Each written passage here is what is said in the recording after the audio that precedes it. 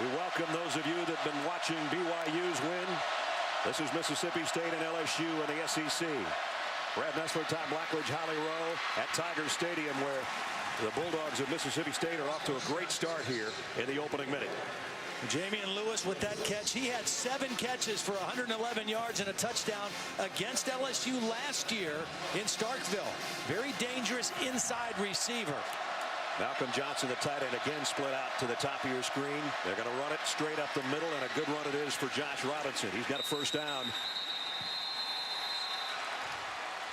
Holly talked about Dak Prescott, and a lot of times we talk about dual threat quarterbacks, Legend. He's a triple threat, really. Well, he actually scored 3 different ways last week against South Alabama. Caught a touchdown pass. He's done that 3 times in his career, but in the red zone, the run threat.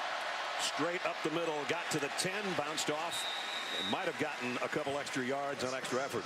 He reminds me so much of Tim Tebow, not just, you know, because he's running the same offense. That's part of it. Dan Mullen was Tebow's coordinator and quarterback coach, as with Prescott.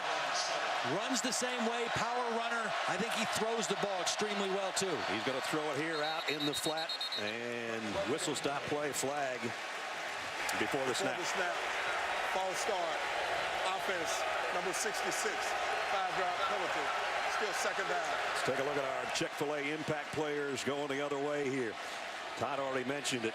Damian Lewis had a great game a year ago. Josh Robinson's their main tailback. Jamorie Rasco come off the corner as a rusher. Quan Alexander, one of the fastest linebackers in the country.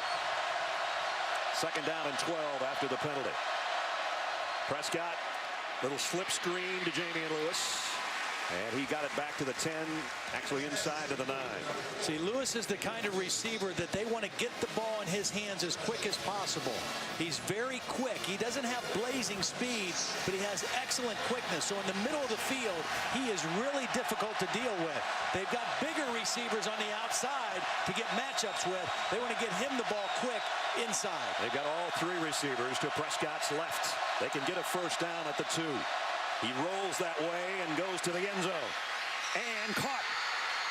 Touchdown, De'Runnya Wilson.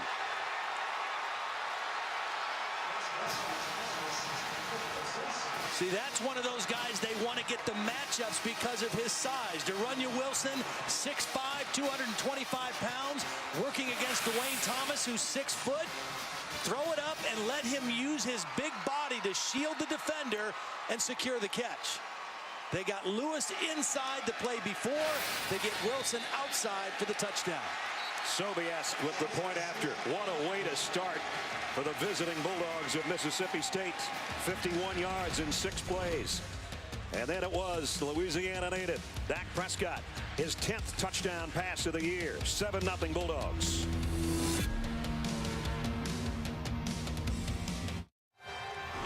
ESPN College Football Primetime is presented by Hampton Hotels. Feel the Hamptonality.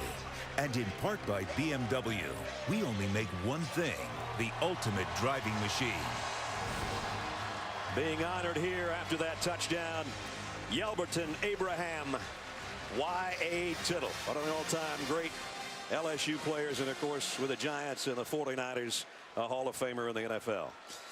Well, he's seen his Tigers, though, take it on the chin on the opening drive. 7-0 Mississippi State. Yeah, so much for that streak of scoreless quarters or possessions. The first touchdown pass allowed all season by this LSU Tiger defense. Breaks a streak of LSU having 108 unanswered points that goes all the way back to the Wisconsin game. And that was 31 straight possessions the opponents had not scored on the Tigers.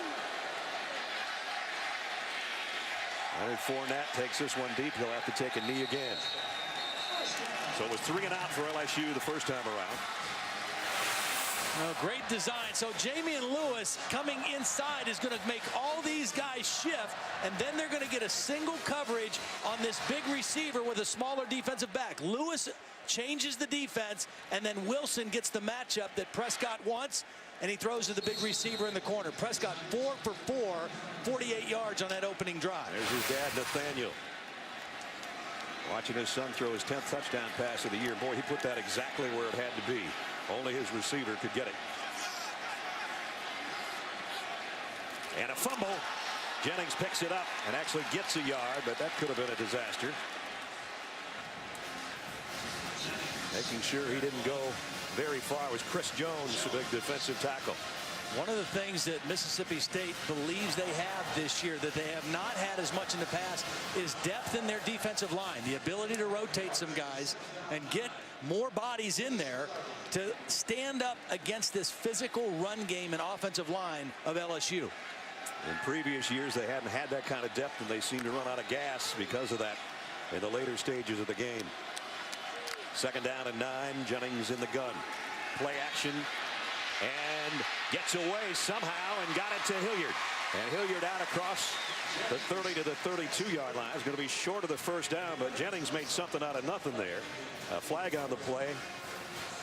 Might be a holding call. Let's see. Personal foul, chop block on the offense. Number 74 and number 70. Half the distance to the goal. Still 2nd down. Big Vidal Alexander, who we spent some time with yesterday with a chop block call. Yeah, watch the right side of your screen. He actually slid down. I mean, there were 2 guys engaged. They were both high, and one guy slid down. That's close. It was. Because there wasn't a high-low contact from the very beginning. The guard slid down a little bit, but that was not what you normally see with the chop block call. With the penalty, it backs it up to 2nd down and 22 at the 13-yard line. This is where, if you're Anthony Jennings right here, you're thinking, get a little bit of this yardage back. Give ourselves a chance on 3rd down. Might even see a screen. LSU loves to run screens with their backs. Hilliard and McGee are both in there. They're going to throw a screen to the wideout. Actually, Trey Quinn, the freshman, and he almost lost the ball. Smothered by Matt Wells first, and then he got help from his friends. Mississippi State doing a good job of reading, covering right now. I thought it was really interesting. I've never seen a team go through a complete pregame warm-up without shoulder pads on. It was something they started early in the year. Their first game, it was raining, and so they didn't want the pads all wet, and the players loved it. And they are playing very physical, even though they warmed up differently than you would expect. Just a 3-man rush on Jennings on 3rd and long. Flares it out. Terrence McGee.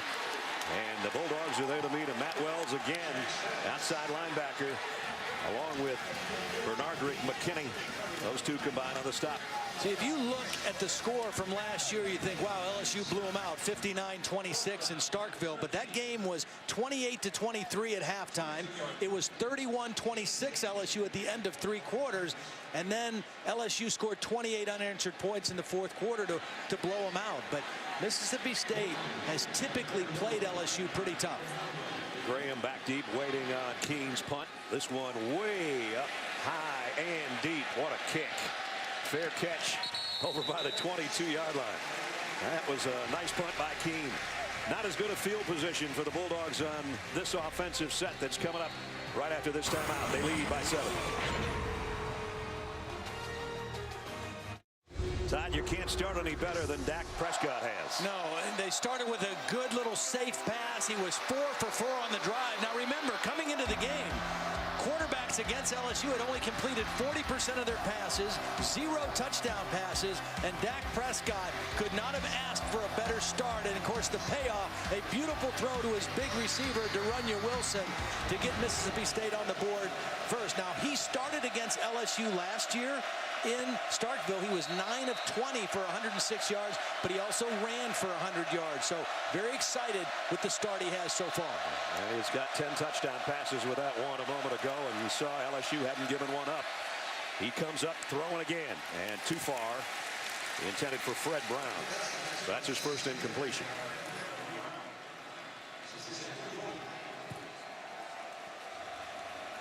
We got 2nd down and 10. Bulldogs go without a huddle from the 22-yard line.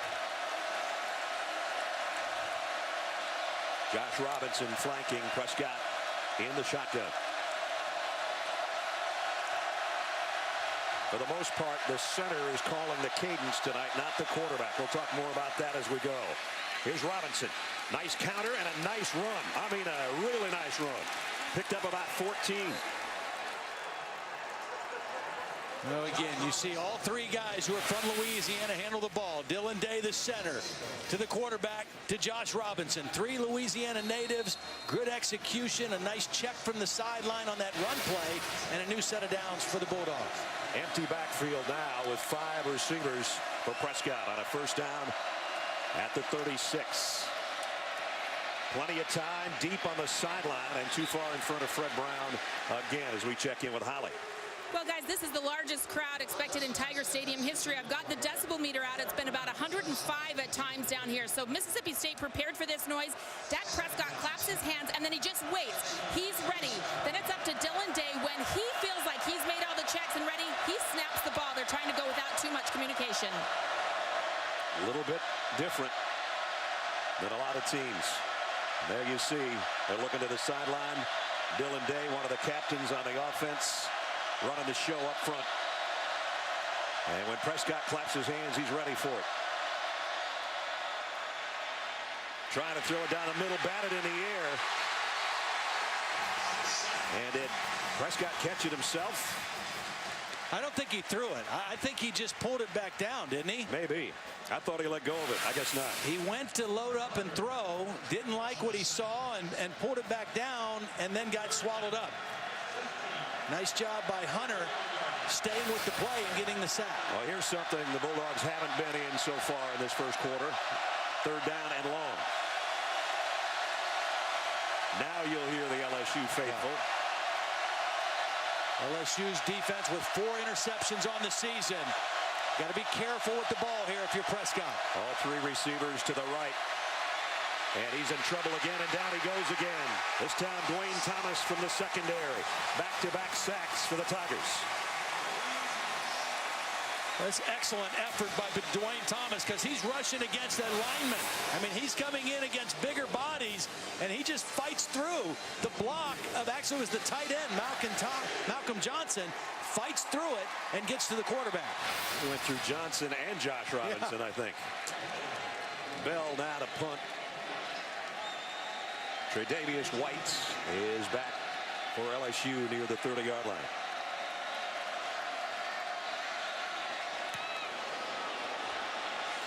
And White has to take a fair catch at around the 36-yard line. So LSU will have it back on offense when we return. They trail by 7.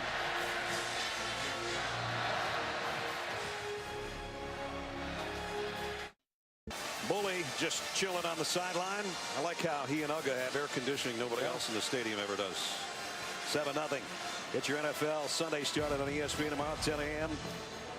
Presented by Snickers. Chris Berman and the gang with all the updates around the league. And before you set your lineup, you catch fantasy football now at 11 a.m. on ESPN2. Our experts give you all the latest injury reports and predict the top fantasy performers.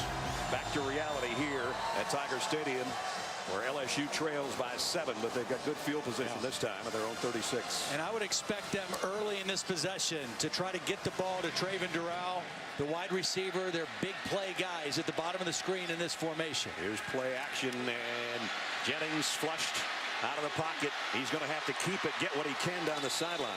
Gets upended in front of the Bulldog bench by Ryan Brown. Only about a 2-yard pickup. They were looking for Durrell. There was a double post, and they did a good job of covering it with the safety and took it away from him. It was a maximum protection. They released the tight end and the 2 wideouts. Good pressure that time by Preston Smith is the one that forced Anthony Jennings to get out of the pocket. Durrell is averaging 31 yards a catch, including 4 touchdowns. So he's their long ball guy, as Todd said. 2nd down and 8. They fake the sweep to McGee, and it's Jennings on a run all the way. And he's going to get the first down by putting his head down. Tolando Cleveland made the stop, but not before they moved the sticks. Yeah, they took advantage of Ryan Brown. The defensive end rushed up the field really aggressively in a pass rush, and that opened up a big lane for Anthony Jennings inside. So after back-to-back 3-and-outs in their first 2 possessions, there's the first down for the Tigers at their own 47-yard line. Quick toss, and an option by McGee. Wide open man. Malachi Dupree inside the 10-yard line. Terrence McGee was a high school quarterback, and he just showed it there. I like the quick snap, too. It really caught Mississippi State off guard. They called the right play. They called the trick play.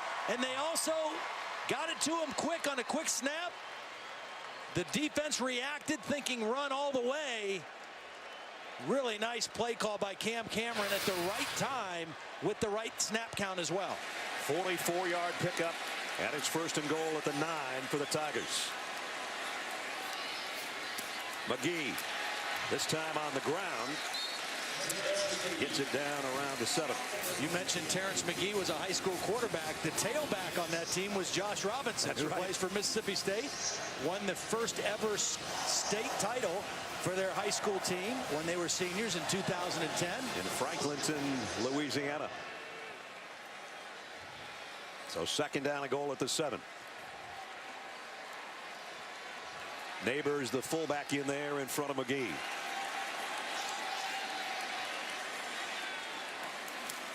Going to be a quick throw, fade to the corner. Not quite Durrell, but a flag goes down. That'll give it a 1st down to the Tigers. It was Will Redmond over there covering.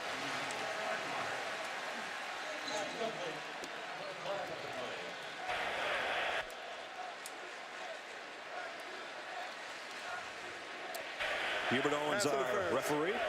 Defense number 2. The foul occurred in the end zone. The ball is placed at the 2-yard line. Automatic 1st down. So 1st and goal at the 2. This is well thrown by Anthony Jennings. Put it over to the outside arm and let your guy go to it. A little bit of contact, enough of a push to draw the flag. Pretty close. Now you've got 2 freshman backs in the game for LSU. Both freshmen. Darrell Williams is the fullback. Fournette is the tailback. And it's the first man through, and he only got to the 1. That was Williams. So it'll be 2nd down and goal. See, now you see big number 70 hitting his chest. He's saying, run behind me. And I think that's a pretty good idea. He is one of the most devastating run blockers in college football. Lyle Collins, number 70. I would expect this play, whoever runs it, to be running right over the inside leg of that left tackle. They've got about every tight end they can load up, plus the fullback Neighbors. The power side looks to be to the right, but now they shift it back the way Todd's talking. From the 2-yard line, 2nd down and goal. The toss straight ahead. They did go left, but they only got to the 1 with Fournette. Nice job by Mississippi State. A lot of shift and motion by LSU to get extra bodies there, and Mississippi State did not get outmanned. Collins got a nice double team. They got the push there, but excellent pursuit coming from the backside linebackers by Mississippi State. See if they can come up with a goal line stand. There's their red zone defense. But right now, LSU's only 3 feet away from the end zone. 3rd down and goal. Kenny Hilliard. Play clock's down inside of 5. Hilliard comes in as a fullback. He's going to take it straight ahead, and they do come up with a goal line stand. Wow. Nice job by the Mississippi State defense of Jeff Collins. This is all about leverage. You know, the guy that did a great job in there is, take a look at the submarine move right by the center. Just goes right down to the ground. Number 92, Caleb Eulis, does a great job of getting underneath the blocks, and that just stopped everything up in the hole and allowed other guys to make the tackle. And Les Miles says it's early in the game. Let's go.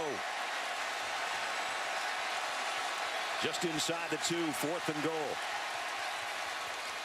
The keeper by Jennings. He's going nowhere except backwards. Wow, what a job by the Bulldog defense. Goal line stand for Dan Mullen's group with 2:06 remaining in the 1st quarter. And LSU unable to even this game at 7.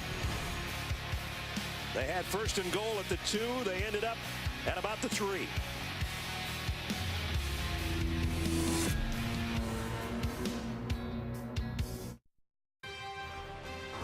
ESPN College Football Primetime is brought to you by Hotels.com, the obvious choice for hotels. And Dish. Watch all your live sports wherever you are. No extra charge with Dish. Hopper hooks you up. Part of the old crossbar from the old goalposts here at Tiger Stadium. They touch them every time they take the field. They came up short when they had the ball first and goal at the 2, but now they do have Dak Prescott in his own end zone to take the snap. Nick Griffin is there with him. And it's Prescott with a run all the way, and he only got about a half yard.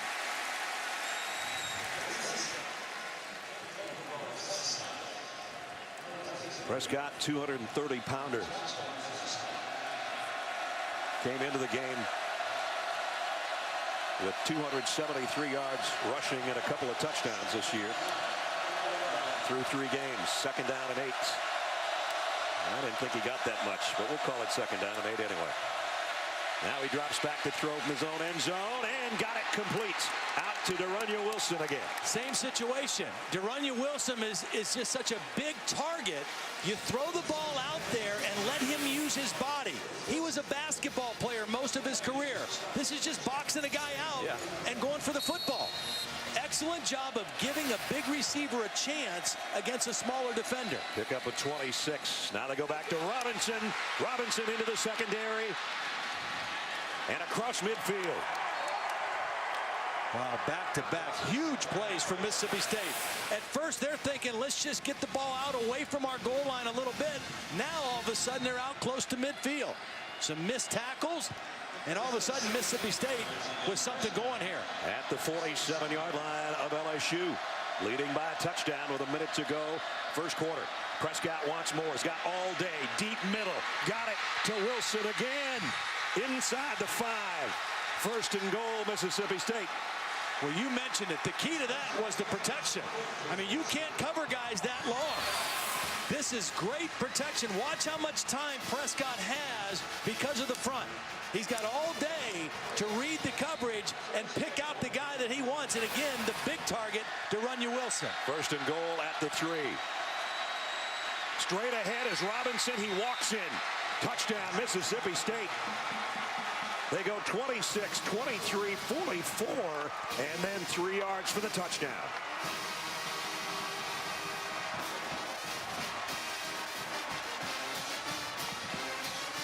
A stunned crowd here in Baton Rouge. Bring tears to a father's eyes watching what his kid's doing right now. Carving up one of the best defenses in the country. 45 seconds to go in the quarter. This time on the ground. Josh Robinson, the junior out of Franklinton, Louisiana, in for the touchdown.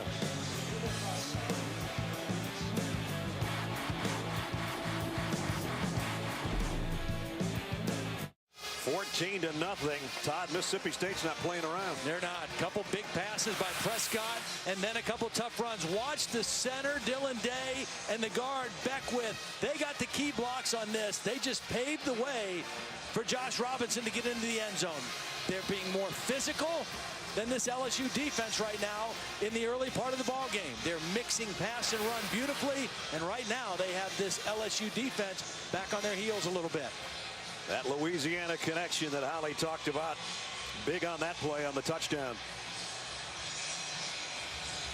And a shocked crowd here has seen the number 8 team in the country down 2 touchdowns. Devin Bell to kick. The only good news for LSU fans is they saw their team go down 24-7 to Wisconsin in the opener. Good point. They'd like to return a kick, but Bell's not letting them. All the way to the back of the end zone. Adnan Burke's in the studio. What do you got, Adam? Well, Brad, Indiana pulls off the upset over Missouri with our Taco Bell studio update. D'Angelo Roberts, the touchdown. First win versus a ranked opponent for Indiana since 2006. They had lost 18 straight games, so a tough loss from Matty Mock and company. And the first time East Carolina has scored 70 points since 1959 when Billy Cannon from LSU won the Heisman. They beat North Carolina 70-41. Brad, back to you. Wow, that's right. Missouri from the SEC. The Big Ten had a pretty good day so far, haven't they? After getting beat up on in the first and second week of the season, they've responded today pretty well. Big whip for Kevin Wilson. Tough loss for Mizzou. LSU now again at the 25-yard line. First down. They're going with an end around. Trayvon Durrell, he's going nowhere. So great pursuit. Yeah, and here's the issue right now for LSU. They'd run the ball on everybody. That's been their bread and butter. Well, before that play, only 22 yards and 11 carries, and this is the second trick play they've had to try to go to get something going offensively against this Mississippi State defense. The first one worked. That one did not. Todd, they got 15 plays. They have 48 total yards, and 44 of that came on one play. They've got 14 plays other than that long one that have accounted for all of 4 yards. Jennings flanked by McGee and Fournette. And the quarter's going to come to a close. They can try to regroup. Dak Prescott on the sideline for Mississippi State saying it's exactly the way we planned it. Play 15 minutes at Tiger Stadium in front of the biggest crowd ever and be up 14-0 on the road. Wow.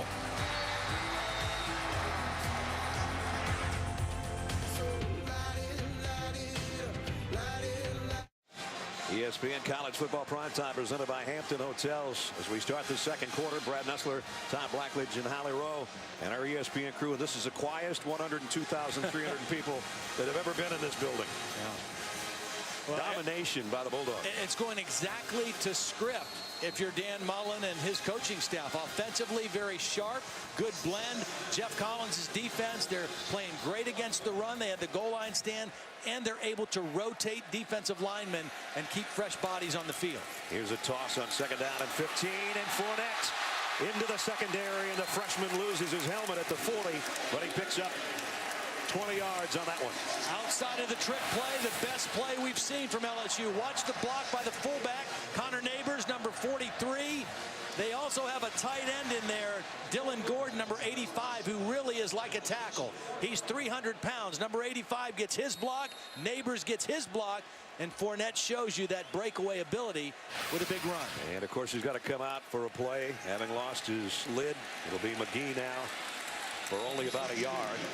Terrence McGee and that stable of backs, Kenny Hilliard, Terrence McGee, Leonard Fournette, Darrell Williams, a couple of freshmen, and then a couple seniors, and that's a nice stable to have. It is, but this is clearly the guy. I mean, as this thing goes on, he is going to get more and more carries because not only is he big and physical, he also has that extra gear that the other guys don't have if he gets to the second level of the defense. Pretty much the #1 recruit in the country, tailback anyway.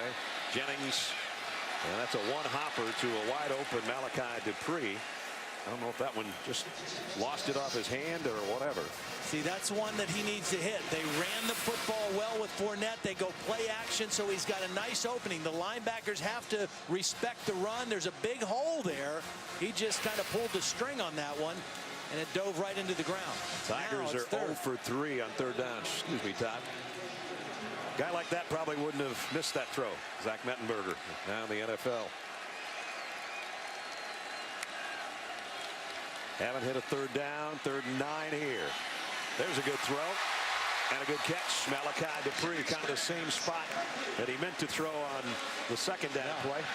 This is a great throw on time because he threw this before Dupree got out of the break. He knew he had single coverage. He throws it before Dupree is out of his break, and you see the little bit of a slip by Jamerson Love, but beautiful throw and timing that time by Anthony Jennings. So bad throw on second down, great throw on third down. Into Mississippi State territory at the 43 with a first down. And Fournette back in at tailback in the eye, and he's going to get the toss again behind his fullback. And not a lot there. Got it to the 40 as we go back to the studio. All right, Brad, Illinois is trailing Texas State, but Wes Lunt, the Oklahoma State transfer, to Josh Ferguson, and Ferguson will do the rest with a couple of blocks and some nifty moves. He avoids a lot of tackles. 2-point convert fail, but Texas State leads it 21-19 early in the third. Back to you, Brad. All right, Adna, thanks. 14-0 here. LSU has got something working at least at the 40-yard line of Mississippi State. 2nd down and 7.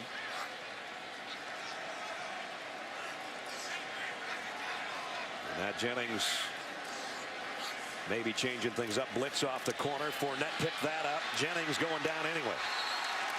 Ryan Brown got to him. First sack of the game for Mississippi State.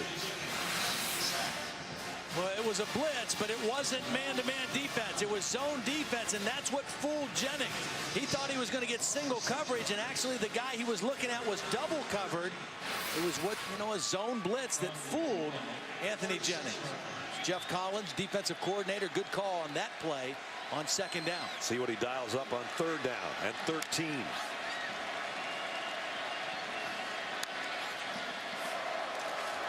Jennings going down again. Just straight pressure by Preston Smith, one of our impact players, and that's his third sack of the season. Normally Preston Smith plays outside. This time he's lined up inside, and he just whips the center. Elliott Porter goes right under him. Porter, that's a tough ask for a center to snap the ball and then block one-on-one against one of the best defensive linemen in the league. Oh boy, Jennings is hurt, holding his left shoulder. That'll put some pressure on a freshman named Brandon Harris if Jennings can't return.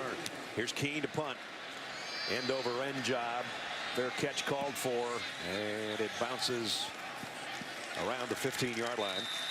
Again, LSU quarterback may be injured. And right now the Tigers' pride is injured. They get pushed around by Mississippi State with 11:33 to go in the half.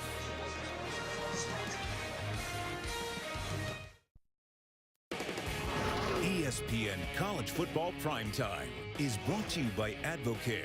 Advocare, we build champions.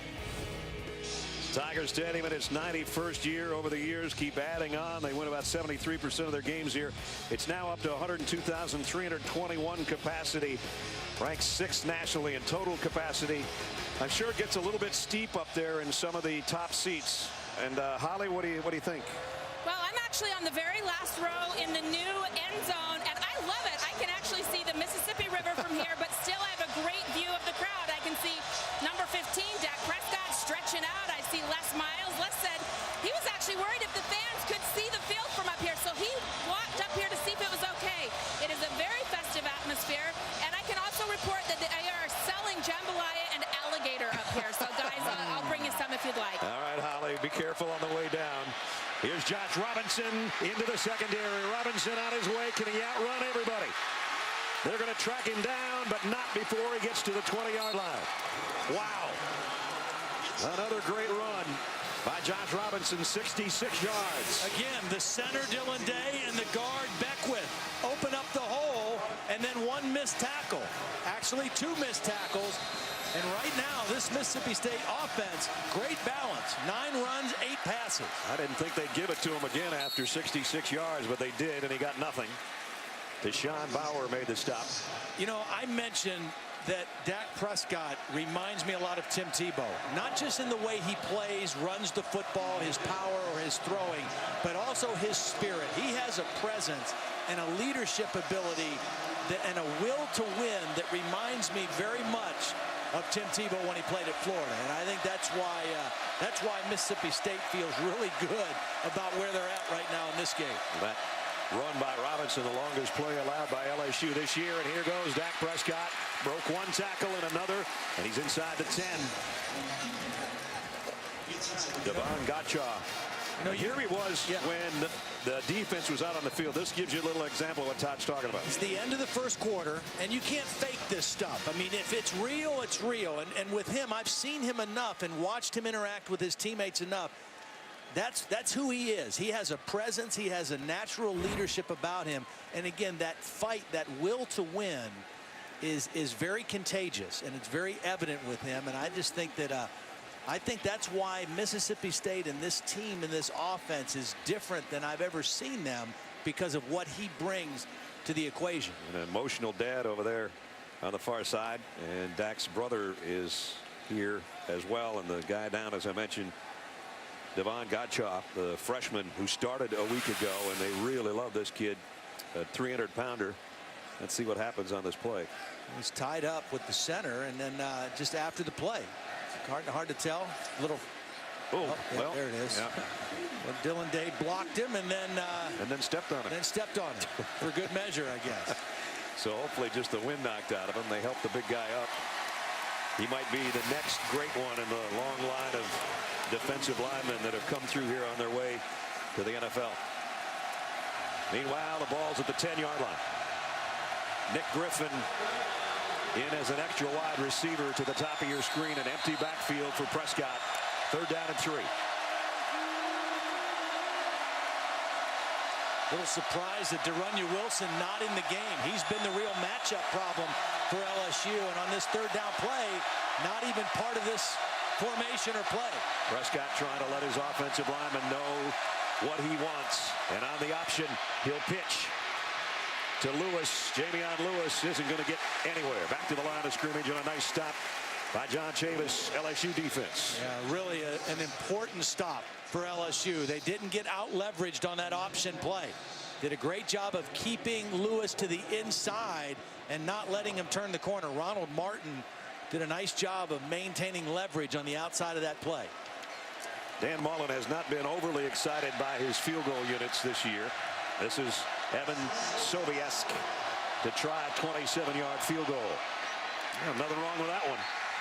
A 17-0 advantage for visiting Mississippi State. Maybe a shocker happening here tonight in Baton Rouge.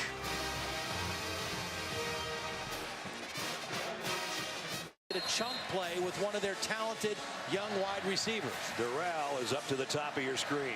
He's looking over to the sideline looking for the call. Again, he's their big play guy way up on top. 3 wide receivers out there right now, and Fournette empties the backfield. So it's Jennings by himself on 1st down. Now Fournette comes. They fake the sweep. Jennings goes straight up the middle, and he gets to the 35. See, they tackled Fournette. I mean, you know, he was a decoy on that play, but they weren't going to let him get to the outside. Again, he's got that speed. Pretty well-designed play that time by LSU. Show Fournette, let the quarterback keep, and get a positive gain on 1st down. A good gain of 6, giving you a 2nd down at 4. Now they go back to the I set with Fournette, the tailback. Mississippi State has lost 14 straight to LSU. As we check our Aflac trivia question tonight, who's the only quarterback to have gone 4-0 against LSU? I got this one wrong. Give me the answer in a little bit. I think it is up to the LSU defense now to get their team back in the ballgame. The last time they had Mississippi State pinned down deep inside the 5-yard line, they couldn't keep them there. It ended up being a 98-yard touchdown drive on just a handful of plays. They've got to get a stop on this possession. And immediately the throw's complete, and a positive gain out across the 10 to the 11 for Jamion Lewis, and he is shifty. Pickup of 7. LSU's offense having difficulty sustaining drives, and so the defense has to help them by trying to get them a short field here. It's very important for them to get a 3-and-out on this possession. And it's a good thing they have depth on their defense. Here's Prescott, broken tackle, got a 1st down at the 15. So much for being deep in your own territory. And see, again, that's the will that I talk about with Dak Prescott. He knows what they need for 1st down. He also knows how important it is to get a 1st down on this possession. And so he's going to take some extra hits in order to secure that 1st down. Brandon Holloway joins him in the backfield for the 1st time tonight. 1st down at the 15. Holloway's the speed guy for them. He gets the handle, but speed won't help him there when he's got Lockett all over him from the defensive tackle spot. No gain. Dak Prescott throwing the football tonight, 7 out of 9, including a touchdown toss, his 10th of the year. High snap. He rides it to Robinson, keeps it himself, and takes it across the 20, where it'll bring up 3rd down. And we're down to 5:20 remaining now in the half. Again, huge 3rd down play for LSU's defense. You know, John Chavis likes to bring pressure. He likes to play a lot of man-to-man. The problem with that is when you play man-to-man, you turn your back to the quarterback, and a guy like Dak Prescott can make you pay for that.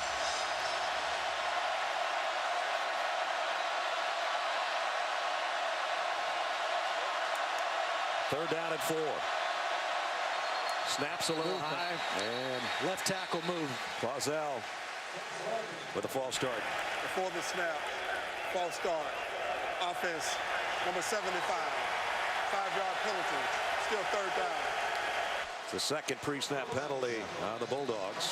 Been a relatively penalty-free night. That's a big one, though, because the difference between 3rd and 4 and 3rd and 9 in this part of the field is substantial.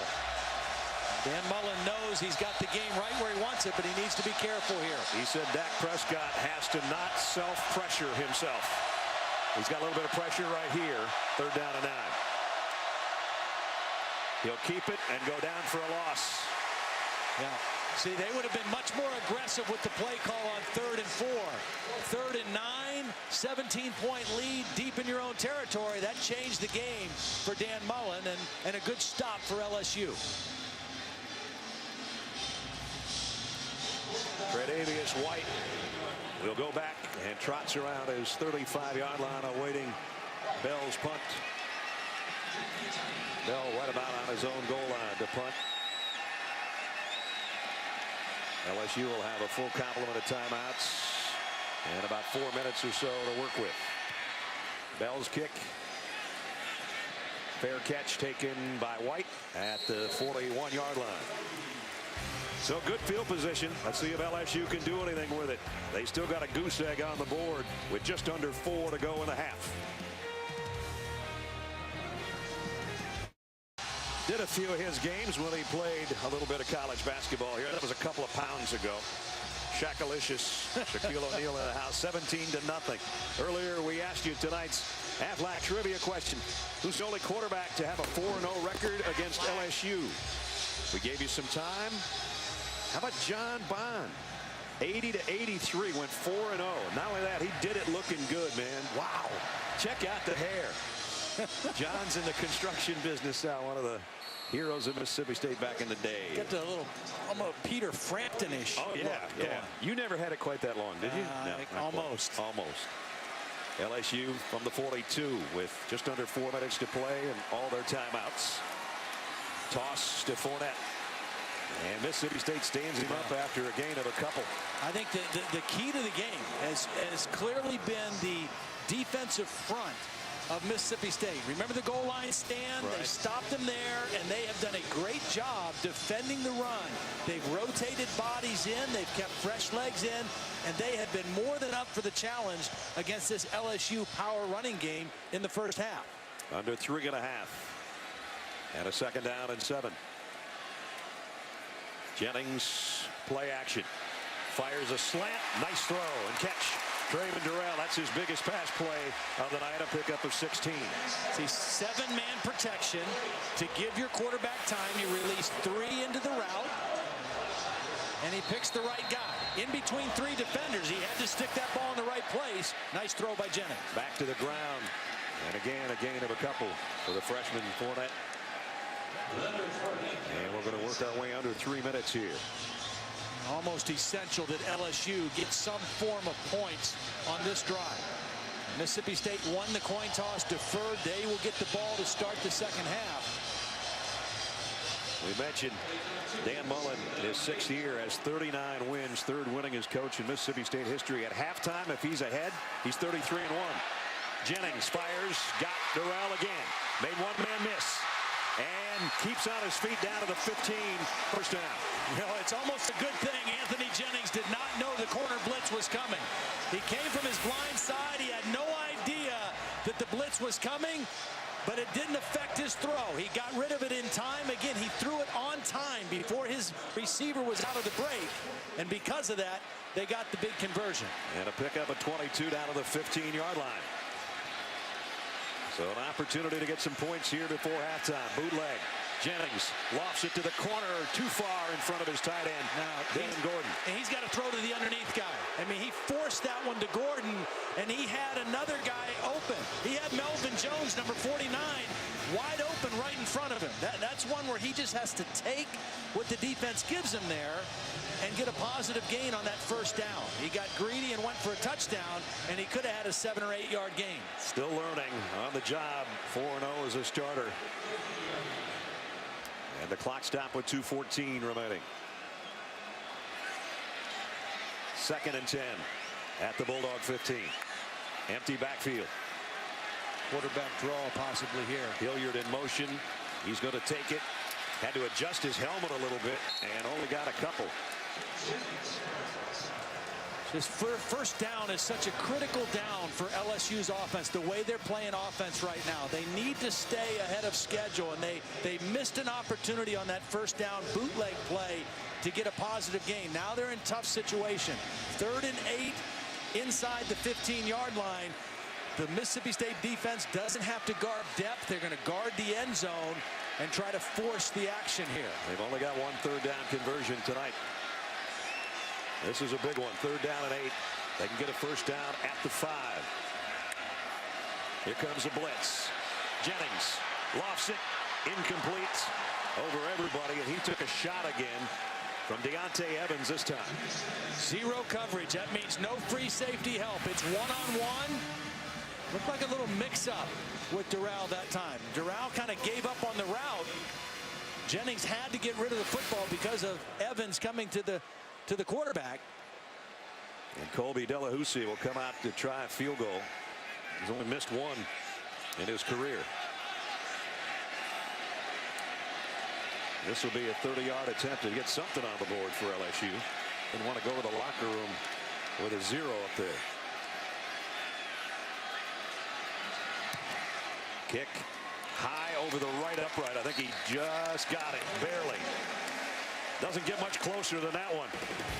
But he did put 3 on the board for the Tigers with 1:20 remaining first half.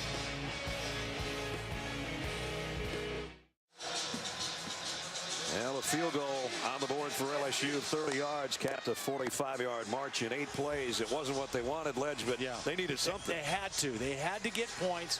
Remember, they had the goal line stand against them where they were denied points. Had to get something positive out of that drive, and they did. Defense got them the football. They got 3 points out of it. They got to feel like they're at least on their way back in this football game.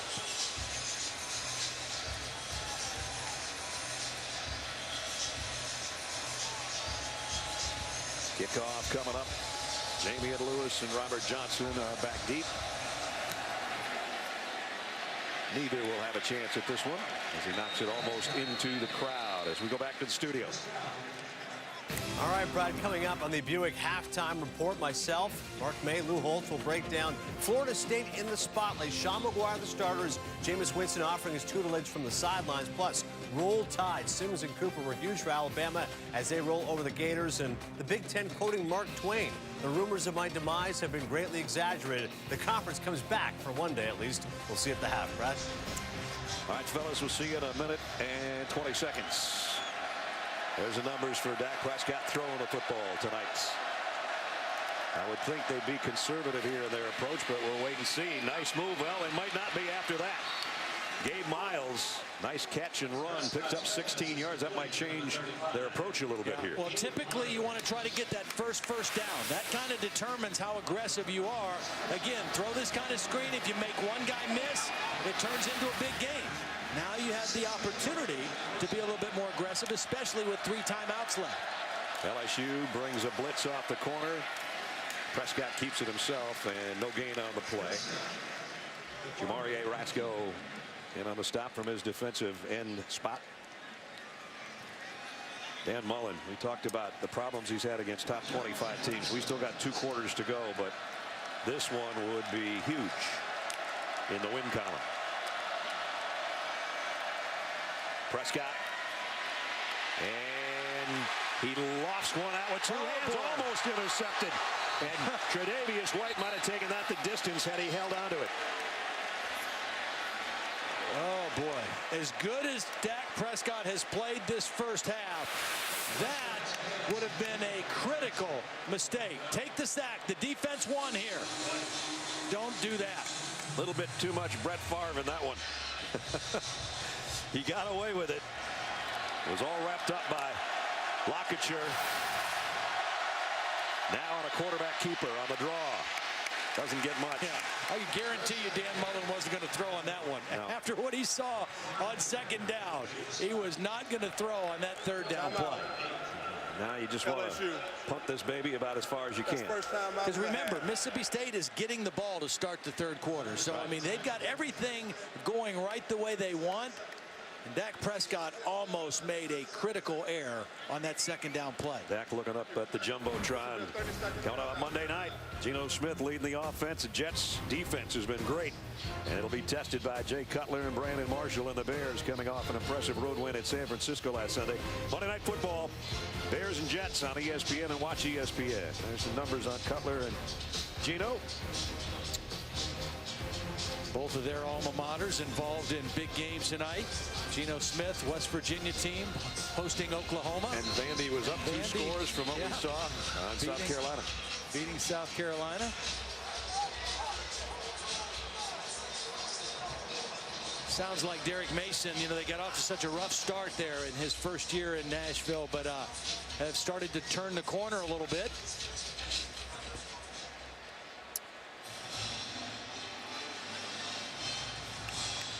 So 37 seconds remaining as Bell comes out to kick away. Tre'Davious White back deep.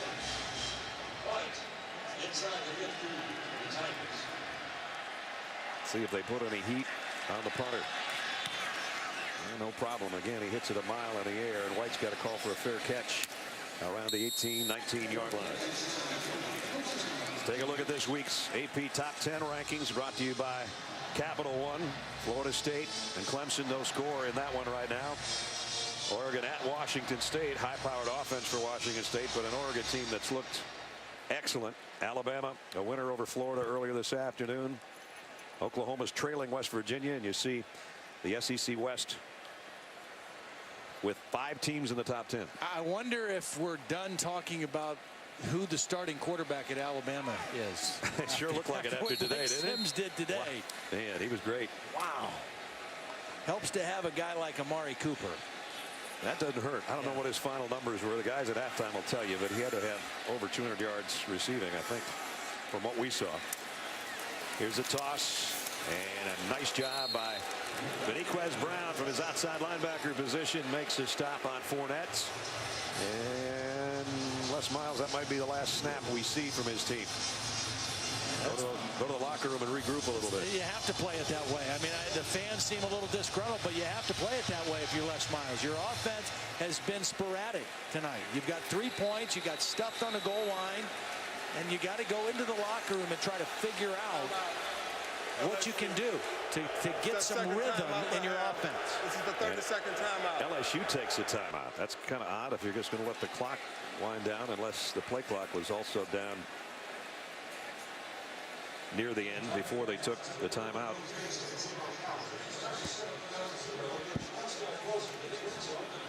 So anyway, 3 seconds remaining. We'll have one more play barring a defensive penalty. And we got a second down and 9 as we're just about set to go to halftime. And you know, you and I and Holly and the rest of the gang have been talking all week. We've seen Mississippi State in this situation before. They get in a big game, they play great for a half, and then things kind of fall apart. This looks like a different team right now, though. It really does. I mean, and again, outside of that one mistake that Dak Prescott made on that second down play, he has played a great game offensively, really nice balance. And I think the key to the game has been how physical they've been on defense defending the LSU run game. I mean, that defensive front 7 has controlled action on that side of the game. And Dak Prescott and the balance of Mississippi State's offense has done it on the other side. So after the timeout with 3 seconds remaining, Jennings going to throw a screen pass to Terrence McGee. He's got a convoy in front of him, but he won't have enough room to get anything other than a first down to end the half. Dak Prescott, a Louisiana native, his hometown about 3 hours from here. He's had a great first half as we check in with Holly. Well, Coach, this LSU defense hadn't allowed a score in 31 possessions. What allowed you to come down the field on that first drive and look so comfortable? Well, you know, I mean, we have some experienced guy in this situation. We felt comfortable. Our guys set it up. We told them, go make plays. If plays are there, go make them. They did, and but we got a lot of football left to play in the second half. I was going to ask you, LSU has a reputation. They've come back 22 times under Les Miles in the fourth quarter. He loves the trick plays. We've seen one tonight. What do you have to be mindful of in the second half? We got to mindful of just playing the 60 minutes of football right now. That's an excellent football team. They've already come back against the top team in Wisconsin earlier this year. But we came here to play 60 minutes of football. We need to really pick it up on a whole nother level here in the second half. Thanks, Coach. Thank you all. Tell you what, that first 30 ain't bad, Coach. Dan Mullen's only lost one time, leading at halftime. They've got the halftime lead of 17-3 as we send it back to the studio and the Buick halftime report. Fellas. The Bulldogs, the Tigers in a dog and cat fight. Prescott rolls that way and goes to the end zone. And caught. Touchdown, DeRunya Wilson. What a way to start. Just inside the 2, 4th and goal. The keeper by Jennings. He's going nowhere except backwards. Goal line stand for Dan Mullen's group. Straight ahead is Robinson. He walks in. Touchdown, Mississippi State. Maybe a shocker happening here tonight in Baton Rouge. And we welcome you back to ESPN's College Football Primetime, presented by Hampton Hotels. Will it be a shocker? Well, we got 2 quarters to figure it out. With a goal line stand, and Josh Robinson 111 yards rushing in the first half, but his best play of the entire first half, and really the best play for Mississippi State, the play he made on the mistake in judgment from Dak Prescott. Prescott's going to force this ball, and watch Robinson come back into the screen and knock it away.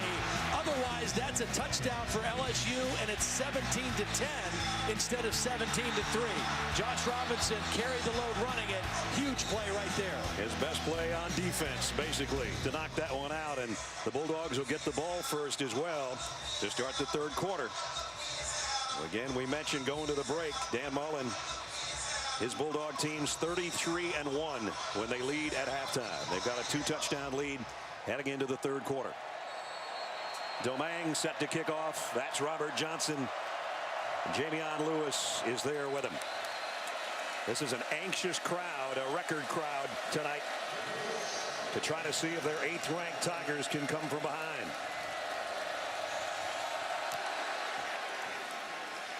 The kick again is deep. Both kickers have done a nice job tonight, and we go down to Holly Rowe. Well, I had a chance to catch up with Les Miles at the half, and he said, you know, we were able to run the football at times, but not consistently. He said if we would have hit some of those passes, we'd be a little bit better right now. You've got to be able to mix the run and the pass so they just can't tee off in the box on the run. He also said in the back end of that first half, our defense finally came alive. More sacks, more short yardage runs that we denied. Back end of the half, that's what we need to be. That's a Les Miles turn, the back end. Yeah. See if his frontline defense can get a 3 and out here to open the third. Prescott on the keeper. And Dak got a couple, and the ball is out. They might do better than a 3 and out. They're going with Daniil Hunter to the end zone. Well, Quan Alexander came in and ripped that ball out. Dak Prescott, a big physical guy trying to get extra yardage. And on the first play of the third quarter, that LSU frontline defense makes a big play. Watch Quan Alexander, number 4, come in and just try to strip the ball out. He doesn't go for the tackle. He goes for the strip. Gets the ball out. Hunter's able to scoop it up. And LSU gets right back in this football game. Play is under review, but again, you get a look here. Ripping it out. The ball's on the ground right there.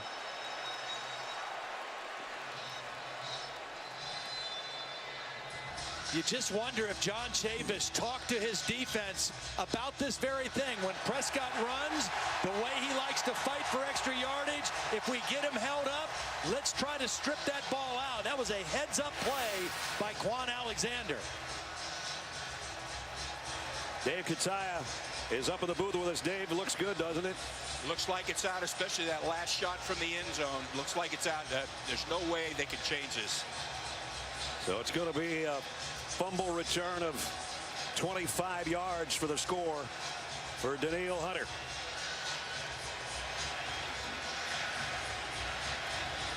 The dream of every defensive lineman right there. Wow. After review, the ruling on the field is confirmed. Touchdown. We said Mississippi State couldn't have started the game with a better first possession. LSU couldn't have started the second half with a better first possession than what just happened. I said 3 and out would be nice, but 25 yards for 6 is better. And the 7-point upcoming from Delahousie.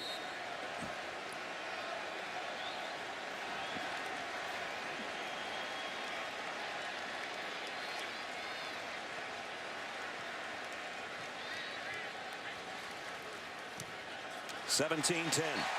12 seconds in.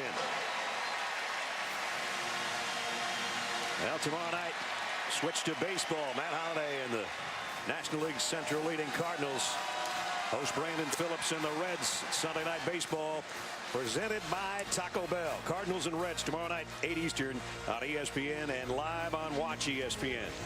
And a crowd that packed in here tonight with the new stadium infrastructure added onto in the right end zone. Biggest crowd ever to watch the Tigers play. They've had nothing to cheer about. They do now. I'm not even sure if all of them were back from getting their hot dogs yet either before that one happened.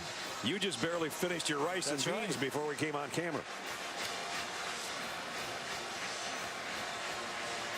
So we talked about how fortunate the Bulldogs were to get the ball first to start the third quarter. One play and one piece of disaster in. They'll get it back here in a second. But look at Dak Prescott again. This is where you check out his leadership, his presence. He admits, you could see him point at himself. That was his mistake, and he knows it. He owns it. And now he gets to go back out there and lead his offense again.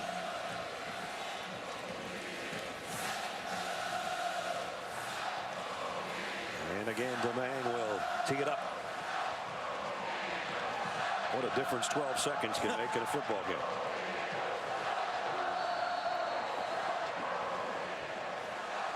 Lewis and Johnson again are back deep.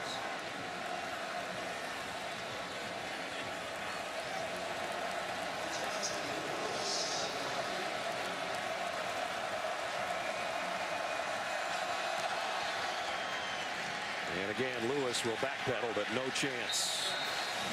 And they bring it out to the 25-yard line as we take a look at tonight's Good Hands play, brought to you by Allstate. Well, usually don't have a good hands play for a defensive lineman. No. Quan Alexander ripped it out. He went for the scoop, didn't get it, but Hunter was able to scoop it up. And as you said, the dream of every defensive lineman, score the touchdown to put his football team right back into the thick of things. The 6'6" junior out of Katy, Texas. And now you can tell you're in Death Valley. I think you can hear it.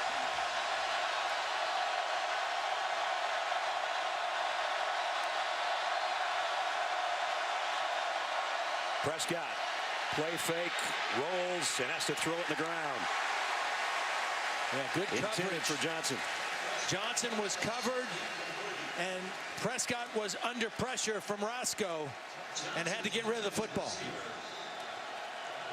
Remember, that was the first play they ran, the very first possession, and Johnson was wide open. That time he was covered. Second down and 10. They got the matchup down here with the big receiver, one-on-one. They've thrown it up to him a couple times, and he's used that big body to shield the defender. Might see that same thing right here. Tre'Davious White is the guy that's got him down on the bottom. They're going the other way with the option. Almost fumbled by Robinson, and he lost a yard. Quan Alexander, I mentioned earlier, great speed by the linebacker. Well, because the pitch was a little bit behind Robinson, that enabled Alexander to catch up to it. See, the pitch was bad. Robinson had to stop, pirouette to catch it, and that enabled Alexander to get there from the backside. I'll be honest with you, I don't know what constitutes a decibel, but this would be the biggest one of the night. 3rd and 10. Typically, when LSU is in a three-man front, it's a pressure front on 3rd down. Let's see if John Chavis chooses to go after Dak Prescott on this 3rd and 10. Play fake, throwback screen, tough call, and a big play. Wow. That's an exceptional play to Runya Wilson. There was a lot of fakes going on back there. I'm surprised he got the pass away. Well, there was one great block. Watch the lineman get out. Beckwith, number 66, gets the key block. A cut block right there on the safety, and that enables Wilson to get upfield for the first down. They did come with pressure. It was a great play call at the time. And that's Rashard Robinson, a defensive back that's down at the end of the play. So on 3rd and 10, they dial up a really tough call because Dak Prescott's got to turn his back to that defense and then wheel around and have the confidence in his arm to find number 1. As they work on Rashard Robinson, hopefully he's going to be all right. We'll take a timeout and be right back.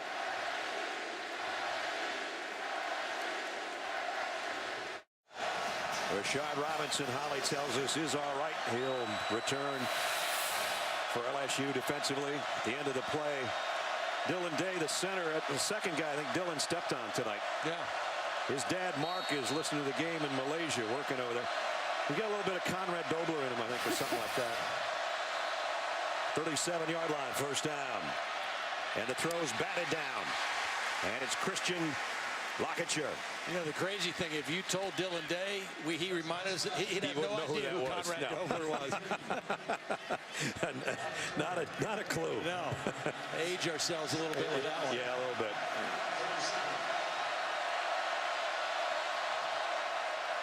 On the sweep, Jamie Allen Lewis. Not going to get the first down, though. It's a really big play upcoming for the LSU defense. Juan Alexander's got a little extra juice here this second half. I'm sure this defense felt like they were very uncharacteristically giving up big plays in that first half, and now they're faced with another critical third down situation at 3rd and 4.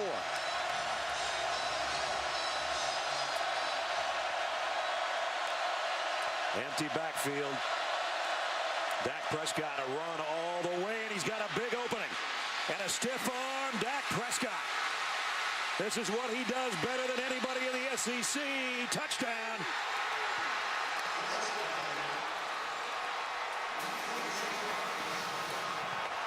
Runya Wilson got the last block and 56 yards for the score. I don't understand the alignment of LSU. The safety was way out of position. They were expecting pass all the way based on their alignment, and that was an easy run for Dak Prescott. After the play was over, unsportsmanlike conduct, number 6 on the offense. 15-yard penalty assessed on the kickoff. Correction, 15-yard penalty. That's Malcolm Johnson, the tight end, with the unsportsmanlike conduct penalty. That penalty will be assessed on the kickoff. That penalty of 15 will go on the kickoff. So the extra point by Sobiesk to try to make it a 2-touchdown lead again, and he does.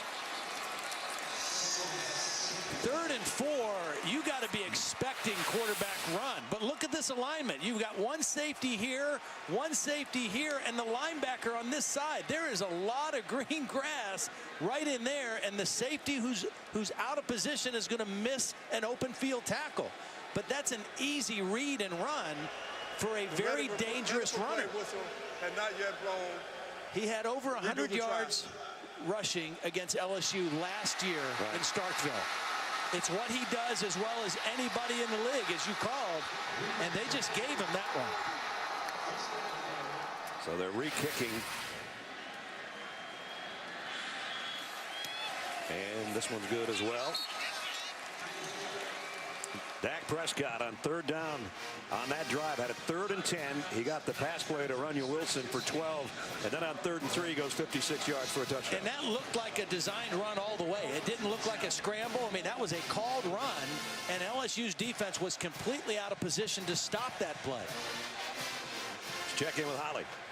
Well, we talked to Les Miles about why they got in on Dak Prescott, recruiting him out of Houghton, Louisiana, just a little bit late. And he said, well, when we first looked at him, he kind of looked like a fullback out there that could throw a little bit. But by the time he was in his senior year, he had lost a bunch of weight. He was running around like crazy and could make every throw. I think think he didn't look like a fullback on that last run, guys. More like a super great tailback, No though. doubt. Well, we said coming in tonight at the top of the show, a triple threat quarterback. The only thing he hasn't done is caught one yet tonight, but he's got a touchdown pass and a long run and a 14-point lead as we check into the studio. All right, thank you very much, Brad. Updating you on what else is happening in the world of college football, including South Carolina and Vanderbilt on the SEC network. Bryson Williams with the pick 6. Stu Spurrier thinking that's more like it. South Carolina leading it by 3 right now at the half. Back to you, Brad. South Carolina be hosting Missouri next week, and Missouri took it on the chin from Indiana today. So South Carolina making a comeback. LSU's going to have to come back from 14 down again.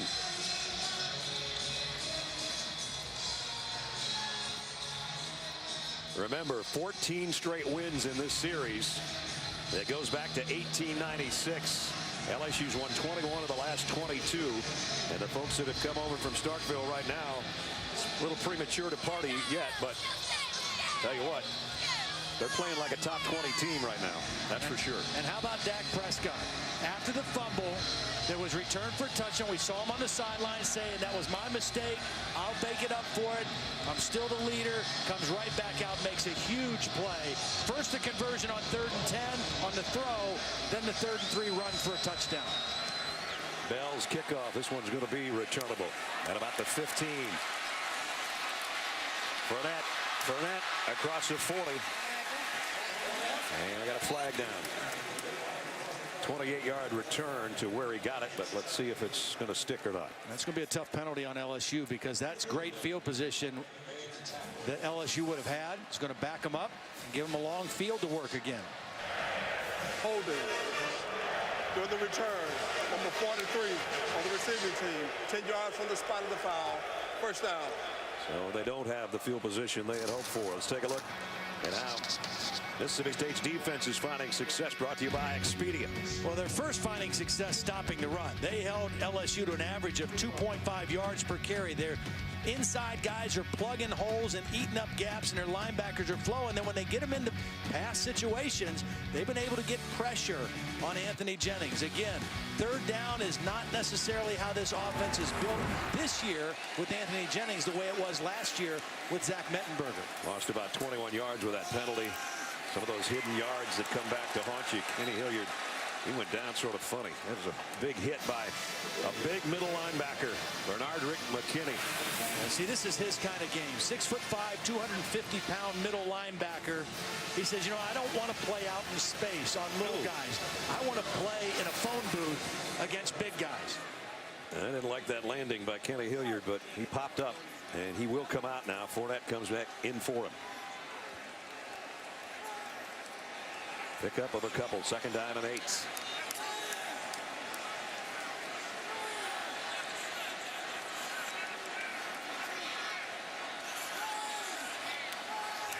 Jennings, play action. Going to go deep, left sideline, broken up. Intended for Dupree, and Jamerson Love made the play defensively. Good position by Jamerson Love. He knows where the football is. He reads the eyes of the receiver and then turns at the right time and is able to get 2 hands on the football. Well played by Jamerson Love. Again, the key for Mississippi State's defense this whole game has been what they've done on 1st down. They have really stopped LSU's offense on 1st down, and they put them into a lot of 3rd and 7 or more situations. Exactly 8.4 to go on 3rd down, and they've only converted 1. Jennings going to try to convert this one with his legs, and he is not going to get there, but the ball came out at the end. Was he down? Mississippi State recovers, and the officials say he was down about a yard, maybe a yard and a half shy of the 1st down.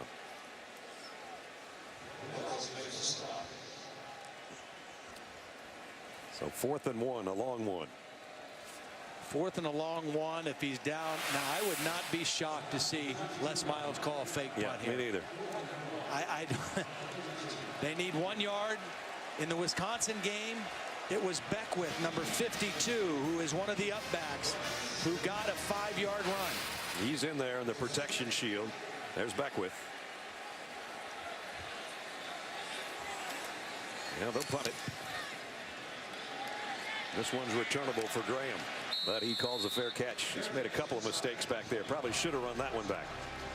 But a 2-touchdown lead for Mississippi State on the road with 10:47 remaining, third quarter. And the national championship trophy presented by Dr. Pepper making an appearance tonight here at Tiger Stadium. Trophy's made of 24-karat gold, stainless steel, and bronze. Has 4 laces on the face to symbolize the 4 teams in a college football playoff. Real football's got 8 laces. Who knows, maybe someday we'll have 8 teams in the college football playoff. Right now, 4 is good enough for us. First down at the 23.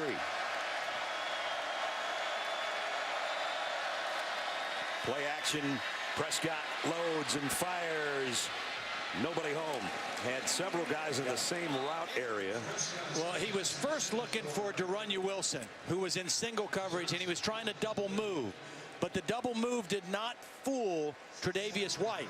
And so then he had to come off to look to a different receiver on the other side. It was good coverage by Tre'Davious White on that play. Dak's been great with his legs, but he's only hit 1 of his last 5 passes now. A second down and 10. Option. He'll keep it. Got hit pretty good, but picked up 2 or 3 yards. DJ Welter made first contact. See, him running the option is not as big of a threat to this LSU defense because he's running sideways for much of the time. And you want him to run sideways because then you can get to him with your speed. Where he hurts you is when he sees a crease and runs up the middle, either by design or on a scramble. Derunya Wilson's been his main guy in situations such as this. Third down at 7.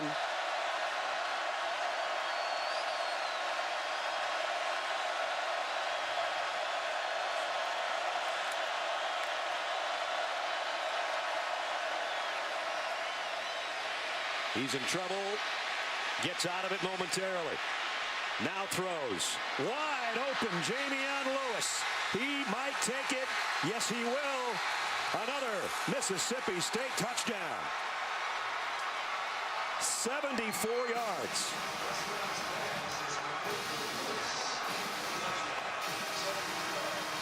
Well, this play was just made by the escapability of Dak Prescott. He has to leave the pocket and be able to extend the play, and by doing so, the LSU secondary lost contain on Jamion Lewis, who was wide open. Malcolm Johnson with the block late to spring him, but that play was all made by Dak Prescott being able to extend the play.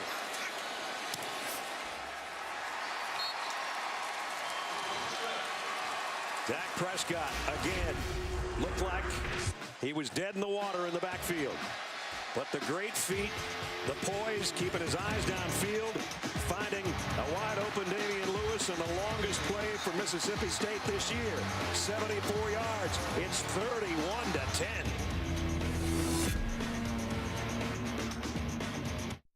ESPN College Football Primetime is brought to you by Cadillac and Filet. We didn't invent the chicken, just the chicken's. 21-point lead now for Mississippi State, 31-10. That's a Tsunami Sushi restaurant. Everybody, that's kind of fast food when it goes that fast. Devin Bell's been a busy kicker. I don't know if he's expecting to kick off this many times tonight. I know LSU. Fournette. Everybody really wondering who's missing. Were they ready to step up into SEC play? They're not stepping up. They're stomping up. The dude throwing it.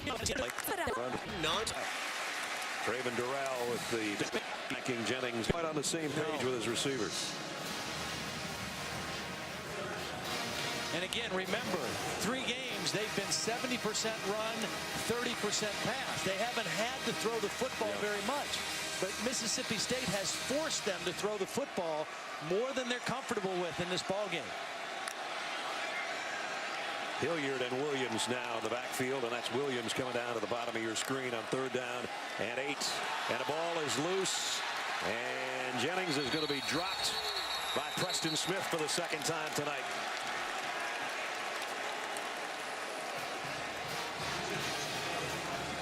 Again, too many third downs. It was a low, hard snap from Elliott Porter. That's a hard one to handle. The quarterback's trying to read the coverage. Knows pressure's coming.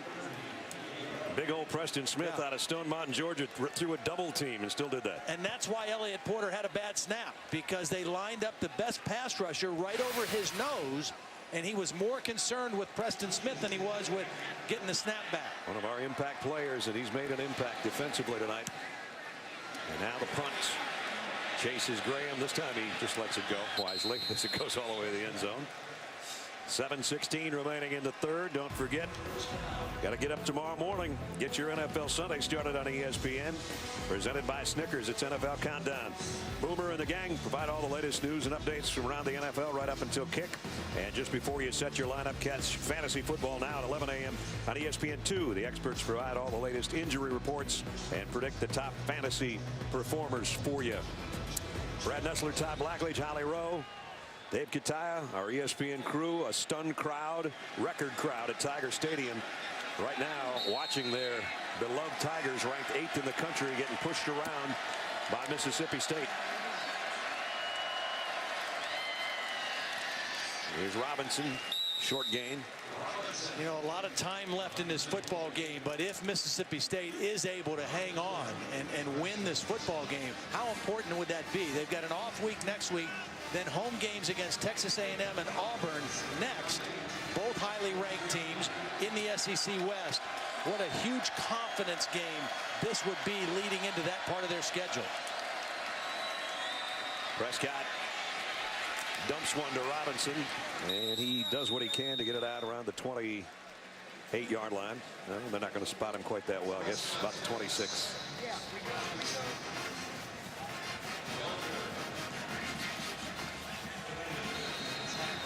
Right now, there's only 21 and a half minutes for LSU to do something about this, and they could use a stop on third down right here to get the ball back. Empty set for Prescott. And this is where you have to be alert to him as a runner. I mean, you can't just assume it's pass and can only play man-to-man. Blitz coming off the corner. Prescott, a wobbly pass, broken up, incomplete, intended for Robert Johnson. Good play. Ronald Martin, one of the captains of the defense from his safety spot, made the play. Martin was there. DJ Welter was there also. And a big third down stop for LSU.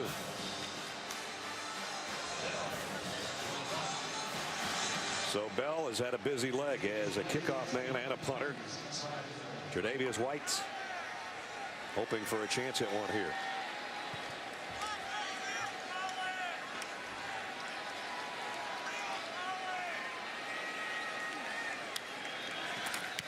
We got a little closer to the punter. High kick, shorter. White with a fair catch and makes it around the 35-yard line. Talked about Dan Mullen in his 6th year. He says, I'm the 5th. I've been around the 5th longest anybody in the SEC. We really know that. 3rd most wins in Mississippi State history. Jackie Sherrill has the most. 4-1 in the Egg Bowl. That always makes you pretty popular in the state. They've done a good job going to bowl games. A school record 4 straight bowl appearances. They won 3 of them. But the disappointment is against top 25 teams. 2-22. That is only about 21 minutes away from changing if they can hang on to this 3-touchdown lead.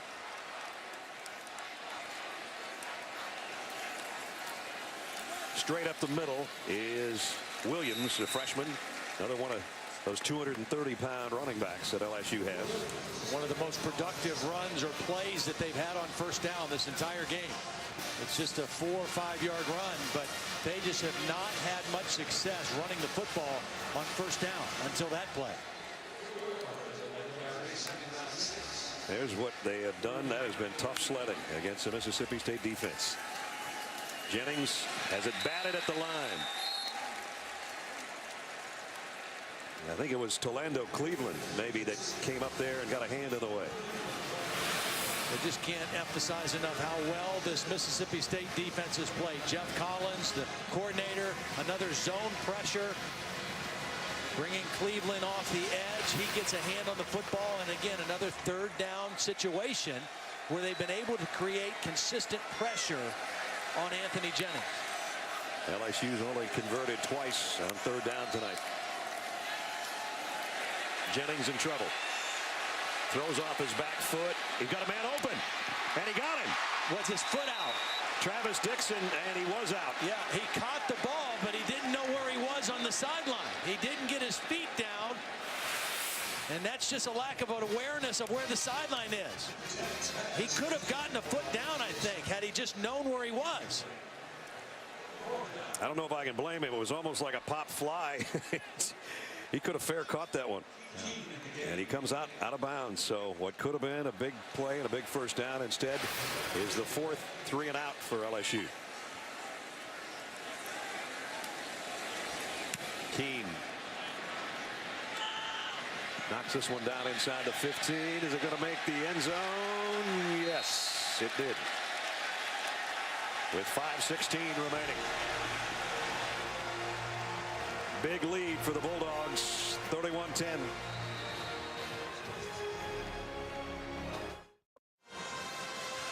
They have spotted the football at the 1-yard line on that punt. I thought the ball was in the end zone. We're going to take another look at it. It is a reviewable play. It looked like White threw the ball back off the foot of his own man, and then the ball ended up in the end zone. And now a player can be in the end zone as long as the ball doesn't cross the plane. Well, or did he have? You know what? He had control and his knee was down before he threw the ball. Dave Katai's up here with us. Dave is signaling. Yeah. Tell us what you think, Dave. He caught it, his knees went down, and then he threw the ball, but it was already called down at that point. You're absolutely right. He's got possession. He threw it back, and the key is he threw it. So he has to have possession to throw it. Yeah. He has possession of the field. That ball's dead where he has possession. I wonder why he threw it. Dave's our rules expert, by the way. If I just inadvertently just said Dave's with us. He's with us every week to look at plays exactly like this. And at that point, the ball is coming out, but maybe they got this one. That was a bang call. I thought the ball was in the end zone, but it's going to put Mississippi State in a huge hole here at about the 2-foot line. Hubert Owens is talking with Rocky Good and the guys up in the replay booth. Remember, the call in the field was down at the 1-yard line. Right. So there's got to be clear evidence to overturn that call. And Dan Mullen saying, "Are you sure he had possession?" Hubert Owens is going to have the call for us right here. After review, the ruling on the field stands. So this is going to be the third time Mississippi State had to start inside their own 5-yard line. Of course, they had a 98-yard touchdown out of one of those. And the wording there, the fact that the ruling stands, is that it wasn't clear enough evidence to change it. If it would have been, they would have changed it, or they would have said it was confirmed. Right. And that way, just wasn't clear to tell. Great effort by Tre'Davious White, nonetheless.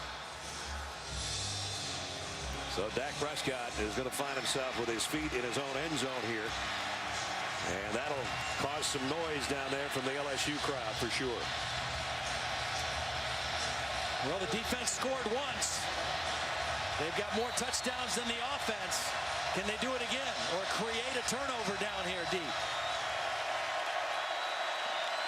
Again, there's the clap and the silent count, and the center will go when he's ready. Prescott wants to throw from his own end zone. Got to be careful you don't get a holding call here. And he only got about a yard on the rush up the middle. And a flag flies in. Quentin Thomas and DJ Welter made the tackle, but again, a penalty marker down.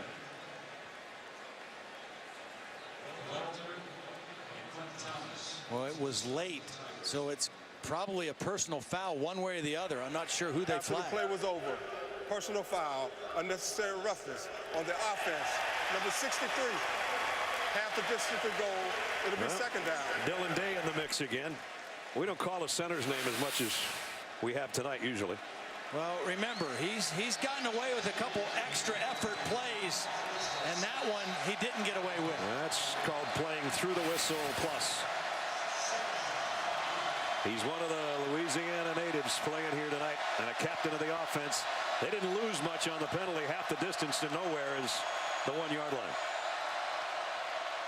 Prescott pump fakes one way, deep the other. Got a man out there and knocked away at the last moment by Jalen Collins. Collins. Jalen Collins, just an instinctive reach. And when you're 6'2" as a cornerback, you've got a little bit more length against a receiver. Jalen Collins was beat. There was separation between him and the receiver, but being 6'2", he has the length to get an arm up there and knock the ball away at the last second. Now it's 3rd down. And watch out, Mississippi State in this spot.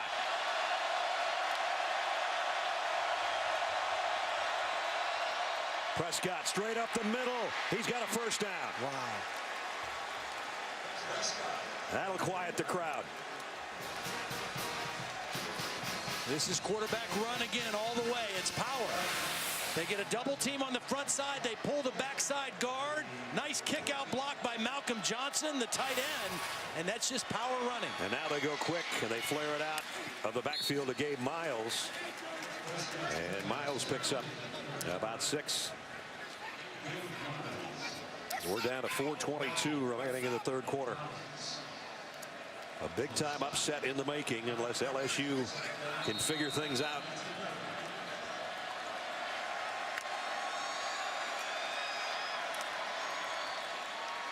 Robinson, 1st down run. Well, we haven't said too much about him, but he's had a heck of a night. You know, he's well over 100, had 111 yards at halftime, 119 now. Made the big play that stopped a touchdown for LSU. Again, one of those 3 Louisiana natives in that triangle of guys who are touching the football just about every play. And Josh isn't small. He's just short. He's put together. 215-pounder with a big 1st down there at the 25-yard line. Rides him the other way, and then Prescott keeps it for a couple.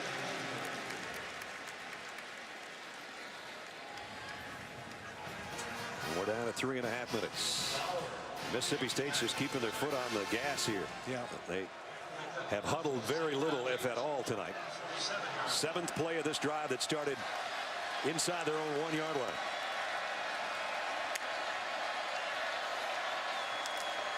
Robinson going to try to lead the way for Prescott, and he got a pretty good block, and Dak got another 1st down run.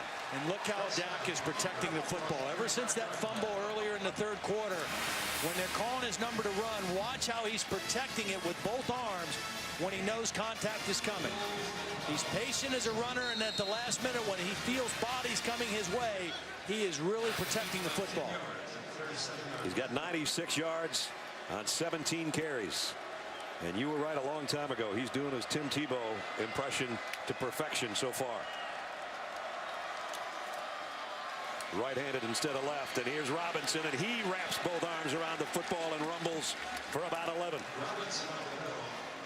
Well, you got to say something about this offensive line for Mississippi State, too, because they have done a great job all night. You've got Robinson and you've got Prescott that are doing a nice job of finding creases and finding holes, but 233 yards rushing for Mississippi State as a team. Robinson again. He got loose, and he got about 8 yards, just pulling his feet out of the would-be tacklers. LSU coming in had allowed 111 yards a game on the ground, and more than twice that much already for the Bulldogs. And you're starting to see some fatigue on this LSU defense. DJ Welter, the middle linebacker, just tapped his helmet, wanted to come out for a rest. They subbed a couple other guys. The running game and the power of Mississippi State is taking its toll on LSU's defense. Now they go to Shumpert, another fresh back, and he's got a 1st down. And he's down inside the 40 of LSU. We've always talked about LSU's depth defensively. And John Chavis told us yesterday they have about as much as they've ever had. And they're going to need it now because you're right, they're getting tired. We're under 2 minutes. And not only that, Mississippi State is just continuing to march down the field. Prescott fires, got a man open. It's Wilson again. No, it's not Wilson. It's Jamie Lewis. Well, when you run as well as they're running, you're going to open things up for your play-action game. Jamian Lewis finds a nice hole in between the defenders, and then Mississippi State is just doing what they want offensively. LSU's defense is fatigued, and Mississippi State is not playing conservatively by any stretch of the imagination. Bulldogs in the red zone again. Prescott flares it out, complete. Miles, and Miles driving with help from his friends, and he might have a first down. Look how tired LSU's defense looks. Just look at the body language of the guys in white compared to the guys in maroon right now. They've been out there a long time. And we've got another LSU guy down. I think if there wasn't a guy down, I think LSU needs to take a timeout to get some rest, maybe get some fresh people in, because they cannot afford to give up another touchdown here. They've got a whole quarter to play, but their offense is not built to play catch up right now. Jamarie Rasco, the defensive end, is a guy that is down right now. And with a quick break, let's check in the studio for an update. All right, Brad, thank you. Clemson facing Florida State over on ABC. And Deshaun Watson here to Jordan Leggett. 12-yard completion from there. DJ Howard will punch it in. So it is 10-3 right now. We'll keep you posted. Brad, back to you. Thank you, sir. We were talking about the Clemson-Florida State game for a football reason today. You and I and Holly and the rest of the guys on the way over here. Deshaun Watson might get in that game. If they win that game, it might be his show the rest of the way. Yeah, it could be. I mean, Cole Stout is got, he's a quality player as well, but that young Watson is he's going to be special. And they're bringing him along the right way, but he's been productive when he's been in, and there's a good chance that before this thing is done this year for Clemson, he might be the guy. Jamarie Rasco came out of the game a few plays ago with an arm injury, a right arm injury. Was kind of hanging down, dangling, that would suggest some kind of a shoulder or arm injury. They were just talking to him again. He was down on the field for a long time. He had run back in and tried to play a little bit. I'll keep my eye on it here on the sidelines. All right, Holly, thanks. His defensive teammates at least got a little breather while he was down. They needed it. It's 1st and goal, Mississippi State, just inside the 7. Shumpert in the backfield with Prescott. And he gets the call on a cutback run to the 3, and still driving. See where they spot him. Either the 3 or 2 by the time the run is over. Remember, they started this drive, Mississippi State, at their own 2-foot line. This is the 14th play of the drive coming up. Talk about eating clock and eating and wearing down the LSU defense. Shumpert flags down, probably going to have a hold on the inside. He got it to the 1-yard line, but I think it's coming out of there.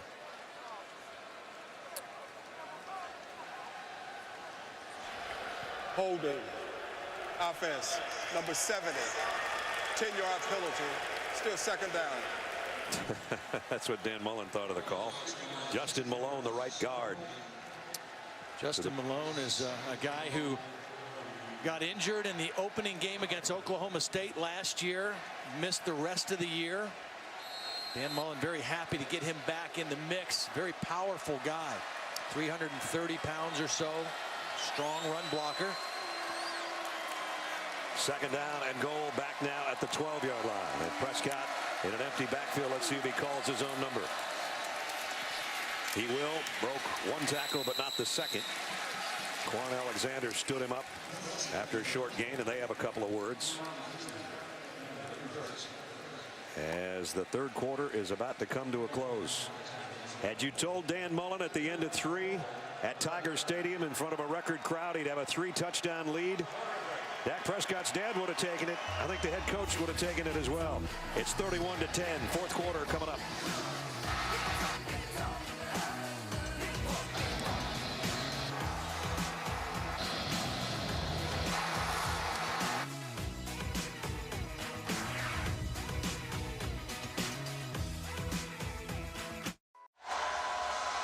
Think the folks from Starkville that made the trip are happy at Tiger Stadium.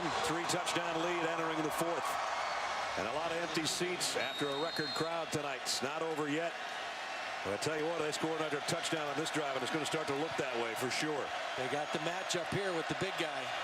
3rd down and goal at the 11. Prescott lofts one to the corner of the end zone. Incomplete. Intended for Fred Ross. Malcolm Johnson. Malcolm Johnson, the tight end. Good pressure by Quan Alexander. Forced Prescott to throw that ball maybe a little sooner than he wanted. And even that play had the look of what Dan Mullen did with Tim Tebow at Florida. The little step in and then drop back. Yeah, the similarities are uncanny to me. Not just the offense and not just Dan Mullen being the common denominator. The way they run, the power they run with, the throwing ability, and then the charisma, the presence, and the leadership. So yes, the field goal is up and good from 28 yards, adding to the lead. 34-10. Don't forget, on Monday Night Football should be a good one. Geno Smith and the Jets hosting Jay Cutler and the Bears. 8:15 Monday nights. Bears and Jets on ESPN, and watch ESPN. West Virginia and Oklahoma tied up, I think, 24 all at half. Kind of a shootout. I think that's all West Virginia plays is shootouts, though. Pretty much. Bully, it's about as excited as he gets. I don't think he knows that the score is 34-10 at this point. But Todd, that was a 92-yard drive, 5.5 minutes, 16 plays. That's how you go ahead and keep the pedal to the metal and demoralize a top 10 team. They haven't been able to do that in a long, long time. And we still have 14:49 for the Tigers to do something about it, but I'm not sure they've got it in them tonight. Just the balance. You know, Mississippi State came into the game averaging 527 yards a game, and you thought, well, that's not going to be the same case against this LSU defense. But right now, 520 yards of offense and almost perfect balance. 252 yards rushing, 268 yards passing. It's been a textbook offensive performance for Mississippi State. I would wager to say the SEC Player of the Week will be number 15, whether they win or lose this game. Dak Prescott's been sensational. Even better than advertised.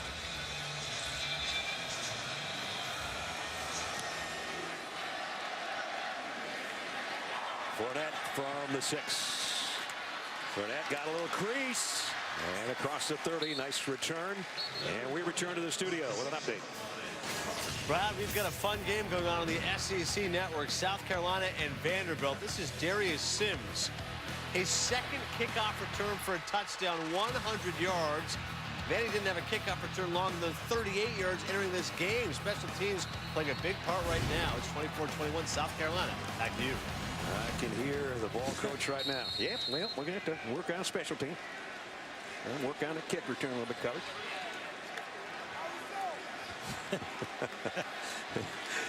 14:43 to go here in this SEC matchup.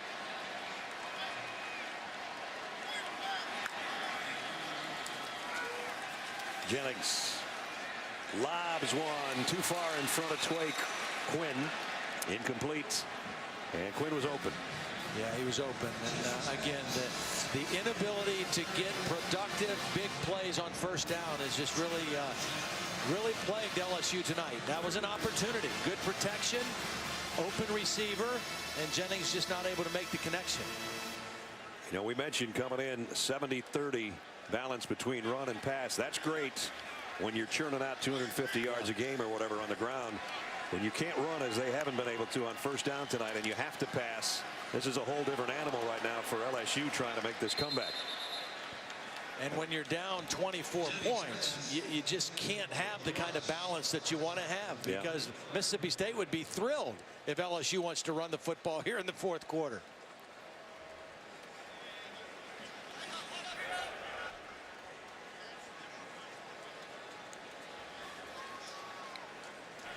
Ineligible receiver downfield on the offense, number 9.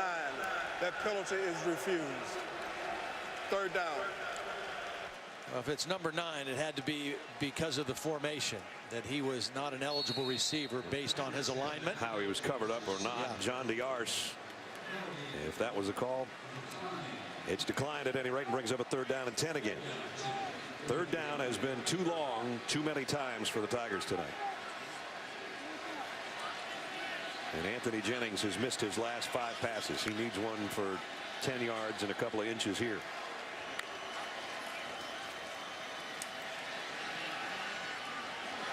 Completes it.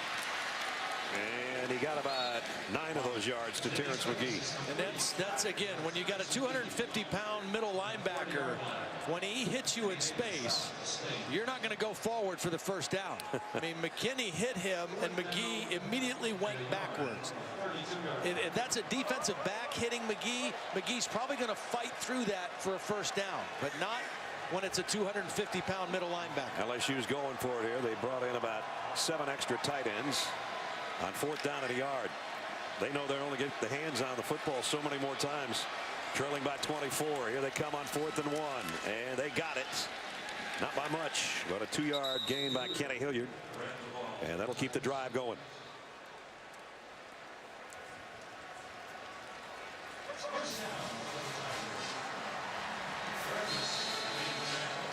This will really shake up the rankings as LSU has risen to number 8 coming into this. Mississippi State was, I think, the number 2 team in the category of the most receiving votes without being in the top 25. They're gonna blast their way into the top 20 if they hold on for the next 13 minutes. Long ball. Oh, what a beautiful toss. And Durrell on his fingertips has got it 1st and goal. Well, he's been quiet for the most part all night. Coming into the game, averaging 31 yards per catch. And this is what he does, make big plays down the field, but a perfect throw that time by Anthony Jennings. And on 1st down, maybe their most productive 1st down play of the ball game. And they get it all the way down to the 7-yard line. 1st and goal there. They've got all the beef in front of the I backfield with Kenny Hilliard, the tail. That's Diarse, the wideout, in motion.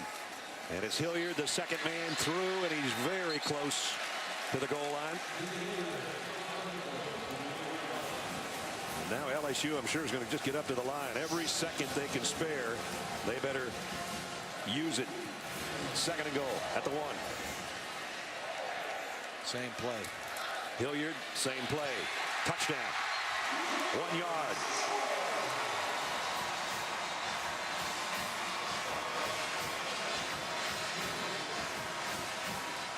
John Diarse is a wide receiver, but he's 215 pounds, number 9. They bring him in there as an extra blocker, and he kind of leads the way, along with the fullback Connor Neighbors, for Kenny Hilliard to score. Going for 2 here. Down 24. They're 3 scores down. If they scored and went for 2 all 3 times and converted, that's not an easy task. Yeah. But you probably only have maybe at the most two-point plays in your arsenal anyway.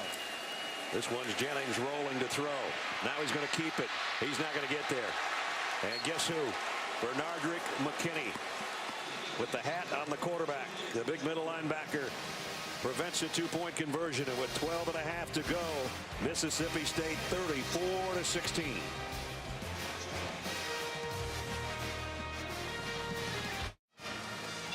Celebrating its 10th year, sponsoring the Good Hands Field Goal Nets. Allstate makes contributions to participating universities' general scholarship fund for each field goal and extra point kicked. Since 2005, Allstate's contributed more than $3.4 million in scholarship funds. Well, LSU added 6, failed on the 2-point conversion. They trail by 18. I think it's a little early for an onside kick, but yeah, it is Les Miles. I do too, and especially when you've had trouble stopping Mississippi State's offense. I think you got to try to hope you get a stop back in their end of the field. Demang to kick.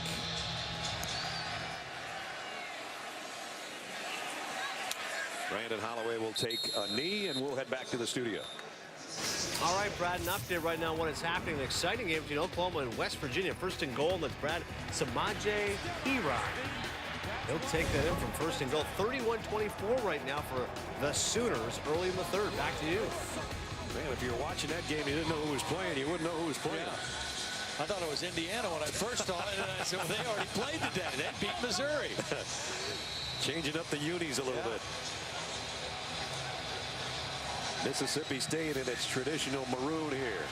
Likewise, LSU, one of the Few teams that wears white at home, but they're in a hole right now. 34-16. Here's Josh Robinson going for another big run. He's still rolling down to the 45-yard line. You know, John Hevesy, the offensive coordinator and run coordinator, said when he told us about Josh Robinson, he says, you know, he's hard to tackle. He's built low to the ground. He's powerful. He's kind of like tackling a bowling ball a little bit. And you just see guys bouncing off of him. I mean, he keeps running forward. There's big John Hevesy, offensive line coach. Career high for Josh Robinson with those big legs on that short frame. 158 yards on the ground right now. And how about those three guys from Louisiana, Dylan Day, the center, Josh Robinson, and Dak Prescott, all having outstanding nights tonight. And you mentioned, got to give credit, and we should give credit by name. Clausell, Beckwith, Day, Malone, and Senior, the front wall.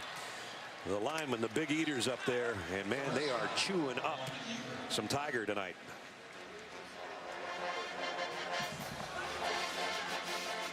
.274 yards on the ground for Mississippi State. And coming in, that's more yardage than LSU had given up in total yardage in their first 3 games to any opponent. By far. 2nd down and 8. We're down to 11-10 remaining. Quick throw off play action out in the flats. And holding on out there is Wayne Thomas to bring down Gabe Miles. Well, I haven't seen Kenny Hill play for Texas A&M yet. I've seen highlights, but I haven't seen him in person, haven't studied him on film. And I know he's off to a great start, and I think the Aggies won huge again today. But I think this guy right here is the best quarterback in the SEC. I just think his ability as a runner and a thrower and the constant threat that he poses to the defense, I just think he's the best that there is in the league. The league graduated some great players last year, and I think he's the best that's here right now. He's a yard away from being over 100 on the ground. He's going to keep it to his tailback and keep feeding Josh Robinson, who's out for 5 more. Going to be down under 10 minutes on the next snap against LSU. Look at the name above him. And again, he's 1 carry away from going over 100 again. Had 103 last year. And remember, he didn't play the whole game last year. Tyler Russell was in the game as well. So Dak went 9 out of 20 for 106 yards passing, and then 12 carries for 103 yards and a touchdown rushing. And tonight he's done it with his arm and his legs. Even though they come up short on 4th down and 3, they use some more clock there. LSU will get it back. Davies White's going to have to take the fair catch call inside the 10, right around the 9-yard line. 9:34 remaining. LSU in a big hole. Can they dig their way out of it? We'll find out when we come back.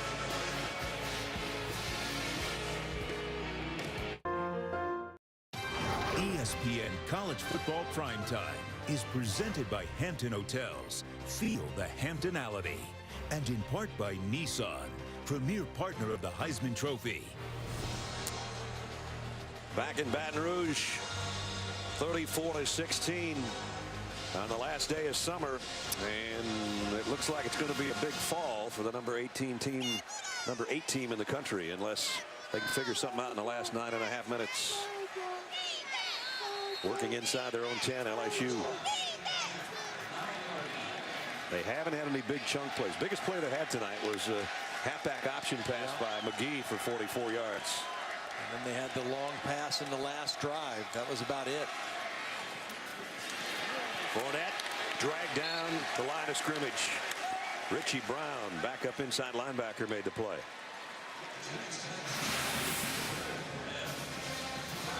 Mississippi State just trying to contain the quarterback. Nice read, quick read by Richie Brown. Takes a good angle to the football. They got a bunch of second-line guys in there right now for Mississippi State getting some playing time. And I don't think they thought they'd be afforded that luxury tonight against LSU at home. Jennings.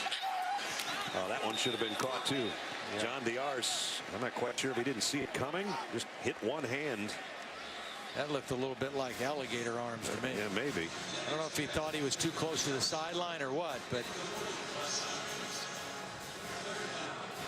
Holly? Guys, I was standing right here, and as the ball was coming in, one of the defensive backs from Mississippi State came running and yelling like a crazy person. It actually was pretty startling. It scared me. I don't know if TRX was scared or not, but that was good defense by yelling. He looks scared of it. He's asking for another opportunity. I don't know if he'll get one or not. 3rd down and 9. Look out. Jennings goes down at the 1. Delando Cleveland came flying in on a blitz from the corner, and Jennings is shaken up. Jennings didn't know it was coming. I mean, he's got to know that is coming. He glanced over there, and Cleveland didn't show his hand. And when he looked away, that's when Cleveland came on the blitz. Remember, he was favoring his shoulder earlier when he got hit, and he lands on the same shoulder in the end zone, actually at the 1. Now they're going to put it at the 2, but it could have easily been spotted farther back. So the punt coming up. It's the 5th 3 and out for LSU. And their punter Keene's got his heels right on the back line. Nice kick. Graham's got a backpedal all the way to his own 41. But he's got a chance of a return and gets it back into LSU territory. With 7:55 remaining. Upset in the making in Baton Rouge.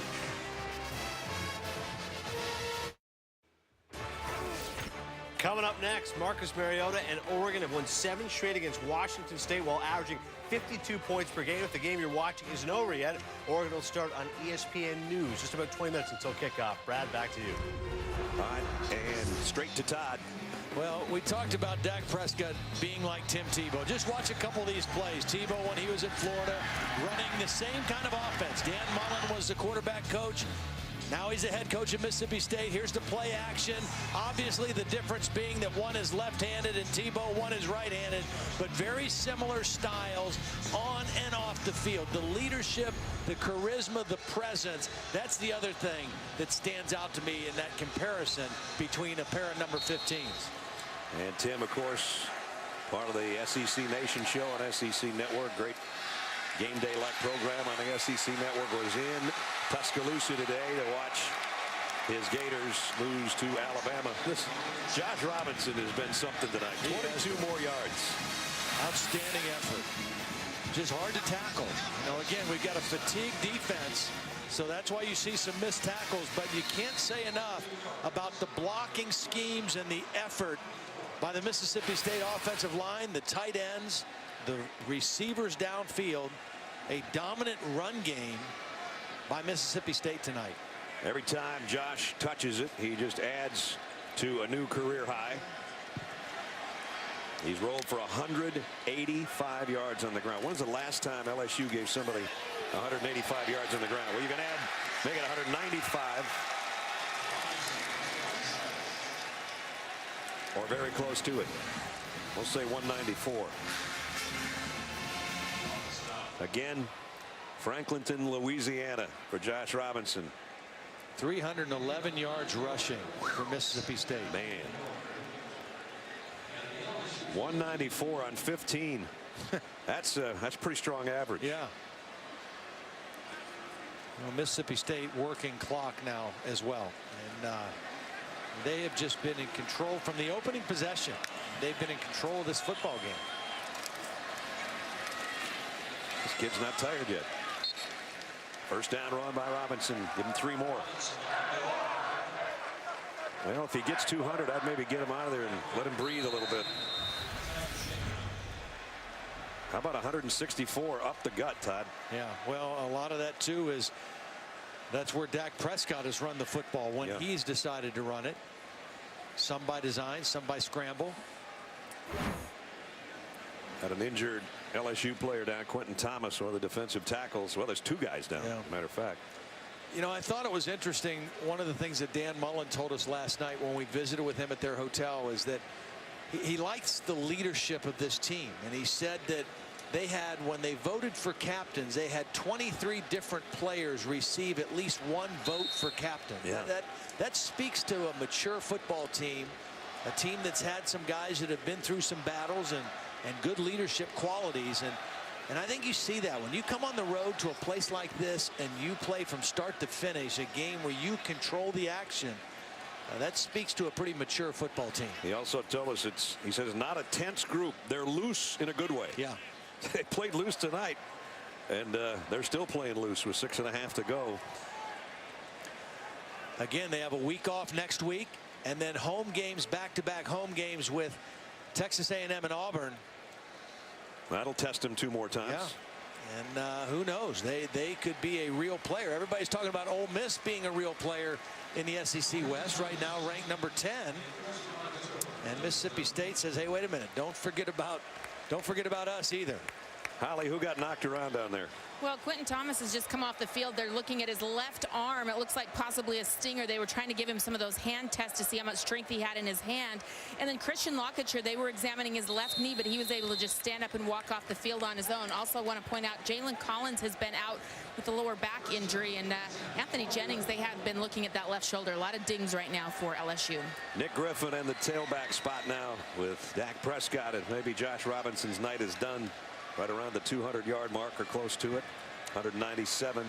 Mississippi State milking clock. You know, they're not doing it in a huddle at their line of scrimmage, but Dak Prescott is going to let that play clock go down as much as he can. And then probably run it himself.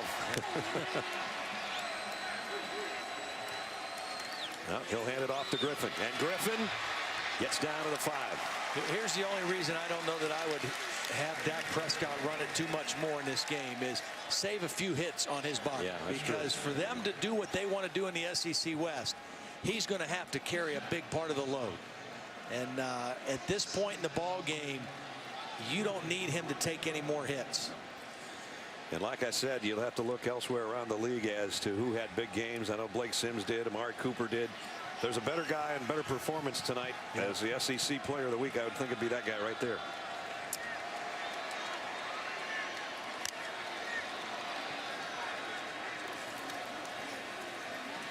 And again, Griffin on the inside got back to the line of scrimmage. That's about all. We'll be under 5 minutes here in a second.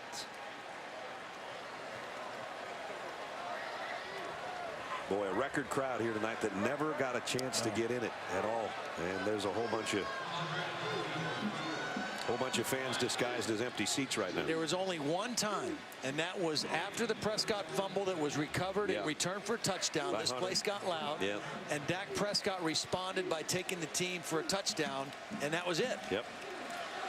It was a 3rd and 3 play. He ran 56 yards for a touchdown, and the crowd was never a factor again. Remember, at night, at home, LSU virtually unstoppable. Tonight, not the case. They unpile the bodies and see where they're going to spot this. And what is it about our broadcast crew? I don't know. With unranked teams playing highly ranked teams. We had Virginia Tech 3 in a row. stomp on Ohio State. We had Boston College rough up USC, and now we got Mississippi State blowing out LSU in Baton Rouge. Yeah. Every coach in the country doesn't want to see the three of us. And if you're a team that's in that situation, and if your color scheme has maroon in it, you want us. That's right. Because they're all 3 of the same. I forgot about the maroon thing. Griffin's going to be dropped for a loss. Lewis Neal made first contact. See, Dan Mullen doesn't need another touchdown here. He needs the clock to run, and he needs to save a couple hits on his quarterback. So he's very content to try, you know, to just do that. They didn't need another score. They needed the clock to run. They ran 4 minutes off the clock that time. Remember, that was what we talked about 3.5 hours ago. 2-21 against top 25 teams. That was the wrap on Dan Mullen. That wrap's about to go away in 3 minutes and 43 seconds.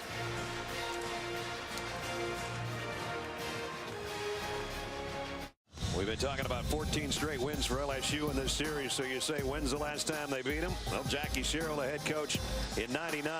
Mississippi State's Terrell Grindo blocked a punt for a safety. Justin Griffith had a 1-yard touchdown. Rod Gibson had a 1-yard touchdown. They went on to win it by a point, 17-16. They finished 10-2, went on and won the Peach Bowl that season. And after 14 straight and 21 of the last 22 in a series that's 108 games old, This is going to feel pretty good heading back to Starkville. Let's check in with Holly. Well, Dan Mullen just caught my eye, and he was smiling, and I said, wow, how about this? And he just pointed to his watch. 3:43 left. He thinks there's still a lot of time to go. He also reminded me of a story about his dad called him in the bottom of the 9th inning with 2 outs in the Yankees-Red Sox series a few years ago, and you guys know what happened in that game. So he doesn't want any early celebration. Too much time left. Well, they're down to 3:25. Get a late look at Brandon Harris now at quarterback for LSU. Brandon Harris is a talented guy, part of that freshman class. Really can really throw the football. And he shows right there as he got it out to Trey Quinn. Threw that one on a line. 20-yard pickup. You know, the first quarter was key. You talked about it, Todd, earlier. Mississippi State had a 7-0 lead. Then LSU got down 1st and goal at the 2. Remember, they were stopped. Goal line stand. They lost the ball on downs, and then 98 yards later, it was 14-0. Yep. And that set the tone for one of the bigger upsets in college football so far this year. Williams carrying tacklers out to the 44-yard line. The thing you got to keep in mind about LSU is a lot of their skill guys are young now. You've got Fournette, and now we're taking a look at Darrell Williams. We're seeing Brandon Harris, a freshman. Anthony Jennings is just a sophomore. They're wide receivers, a lot of youth. Still a very talented football team, but Mississippi State just took control early and never let go. Williams winds and goes high on that one, intended for John DeArce.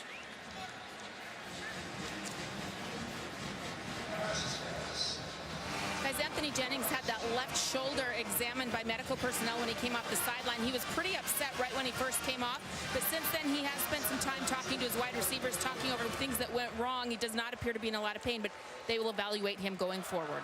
All right, Holly, thanks. Meanwhile, Harris in there, the freshman.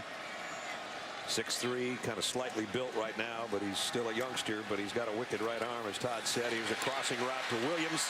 Williams has a first down, heading to the far side with a stiff arm and got to the 30-yard line. So a 25-yard pickup on the run and catch for Williams. Jennings, you see on the sideline, towel around his neck. There's his night over with.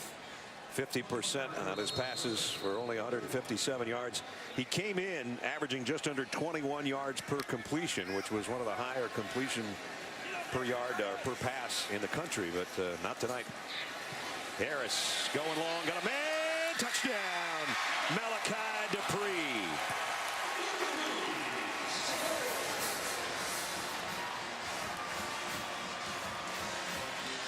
"31-yard touchdown." Well, nice read and a nice throw by Brandon Harris, but Jamerson Love just kind of got caught flat-footed there. He was in coverage. He was actually in position and just was kind of slow coming out of his break and making a play on the ball, and the ball went over his head for a touchdown. Well, they're going to go for 2 and try to make it an 11-point game, which would be a touchdown, 2-point conversion and field goal. Timeout, Mississippi State. Again, that's doing a lot of math. Their But, first time out of the half. here's another look at the touchdown.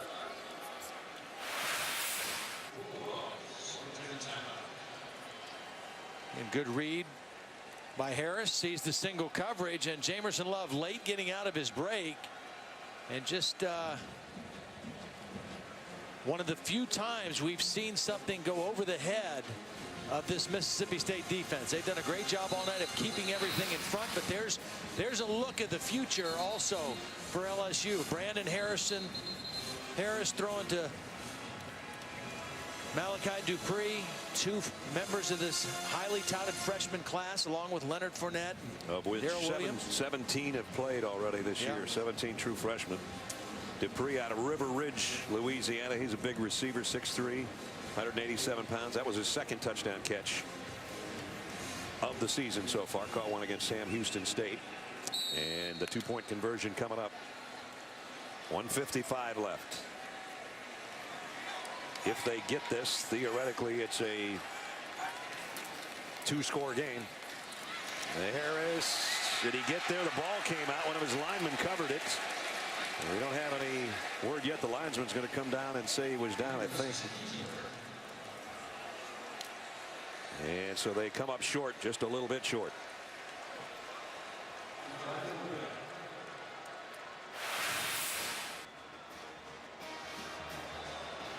See about his, puts his hand down. All right, knees down, stretches down, ball comes out. And it remains 34-22. Don't forget, we switch things over to baseball for you tomorrow night. National League Central leading Cardinals host the Reds. Sunday Night Baseball presented by Taco Bell. Cards and Reds tomorrow night, 8 Eastern on ESPN and live on Watch ESPN. Did Scott Johnson, our illustrious director and Cincinnati Red fan, just say, ugh? Is that what he just said in the truck? Did you get that? I didn't catch it. He makes funny noises anyway. He does. He does. So. Yeah. He's pretty proud of his Bengals right now, though. So. Rough night for Anthony Jennings. He got knocked around pretty good, too, at times. Well, and really, the difference between these two offenses tonight was one very clear difference. Mississippi State was able to run the football and then mix in play action passing, and they had balance in their offense. And LSU did not. LSU was never able to really get their run game going, so their play action pass game was not a factor, and they did not have balance. And anytime you can be two-dimensional as an offense, you have an edge, and no matter how good the defense is. Mississippi State was two-dimensional. LSU was not. So the onside kick is coming up from Delahousie.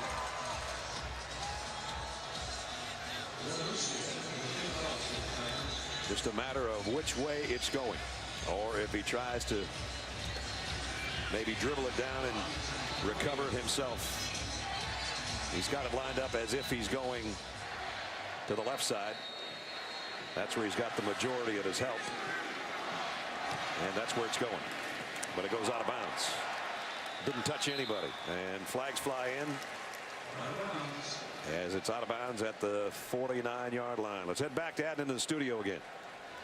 All right, Brad, over on ABC, Florida State hosting Clemson. Sean McGuire to Nick O'Leary. Take this ball down to the 1. And then Mario Pender will punch it in. Seminoles at this point had minus 22 yards rushing. Of course, most of those due to the sacks, but it's 10-all right now, midway through the third over on ABC. And coming up next, they'll be starting at ESPN News. Connor Halliday, the nation's leading passer, already more than 1,400 yards. See what he can do against Oregon. Once again, that'll start ESPN News, then go over to ESPN once your game goes sponsored. Brad? All right, thank you. So McGuire to O'Leary, those guys are roommates. That's what you used to do, just hand it off to Kurt Warner, right? That's right. It always worked for you. And Shumpert doesn't get much. Daniil Hunter, who had one of the big defensive plays of the night, in on the tackle. Timeout. LSU. LSU takes one of its timeouts. Tomorrow morning, get things going with NFL Countdown presented by Snickers. At 10 a.m. tomorrow morning, Chris Berman and all the rest of the guys provide the latest news and updates from around the NFL right up till kickoff. And then over on ESPN2, before you set your lineup, that's what all my friends do. They catch fantasy football now at 11 o'clock. They give you all the latest injury reports and predict the top fantasy performers. Both shows also available on Watch ESPN. I think if you'd have told Dan Mullen it was going to be 34-22, he would think this was fantasy football tonight. Building a program over a 6-year span that's been getting a little bit better every year. 7-6 last year. Of course, they went 3-5 in conference play. But this year, another game of over 500 yards of total offense against what was, the third stingiest defense in the country. And LSU's got the ball here. Well, this baby isn't over yet.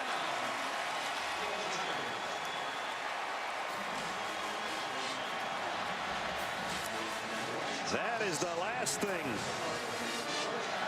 Mississippi State needed. Backup center in the game. Dylan Day's out. That's Archie Munoz snapping way over the head.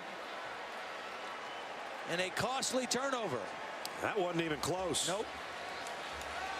LSU at the 30-yard line with 1:42 and 2 timeouts.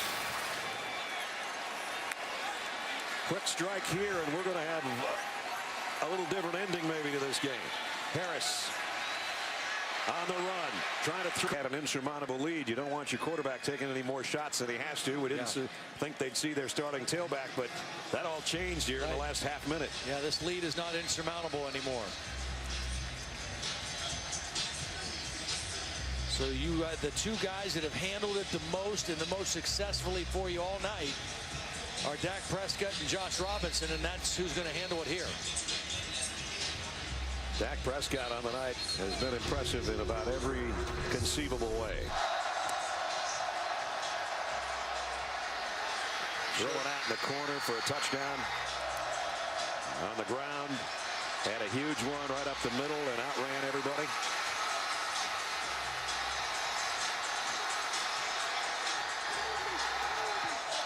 So 268-yard night passing the football, and 100 right now on 20 carries and a touchdown on the ground. He'll keep this one again for 2 more yards, and that'll be LSU's final timeout upcoming right now with 1:14 remaining. Timeout. LSU. It's their third and final timeout of the half.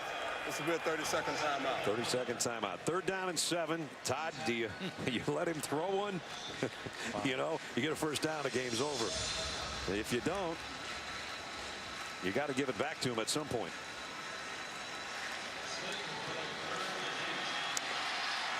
Well, I think I'd run the football. I really do. I think I'd run the football. LSU can't stop the clock again. You let that clock go down as far as you can, and then you use your timeout to avoid a penalty. Punt it deep and see if your defense can come up with one more stop.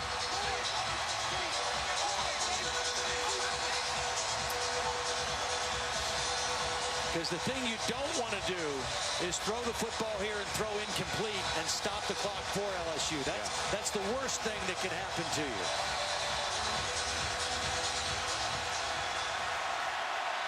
They crank up the music and the noise. 3rd down and 7. Prescott straight up the middle. Got about 4 of it, and it's 4th down. Now they have to bleed the clock as much as possible.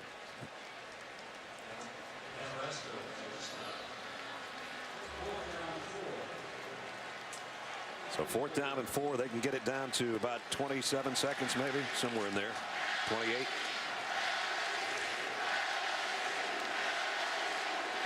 Well, and you don't even mind taking a penalty here, quite frankly. Right. You know, I mean, you could let it bleed all the way out. Those fans holding out hope. Dan Mullen with the side judge right there with him. Timeout with 1 second.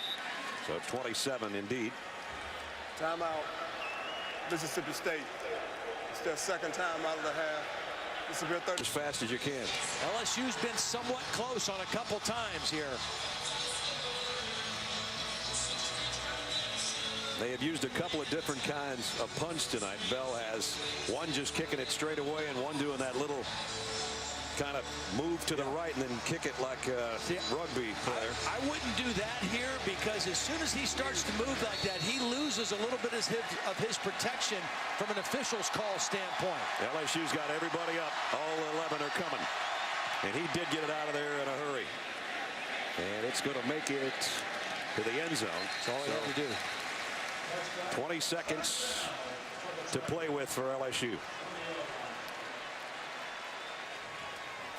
Trust me, 20 minutes ago, I didn't think we were going to come down to the last 20 seconds, and there was still a glimmer of hope for the Tigers.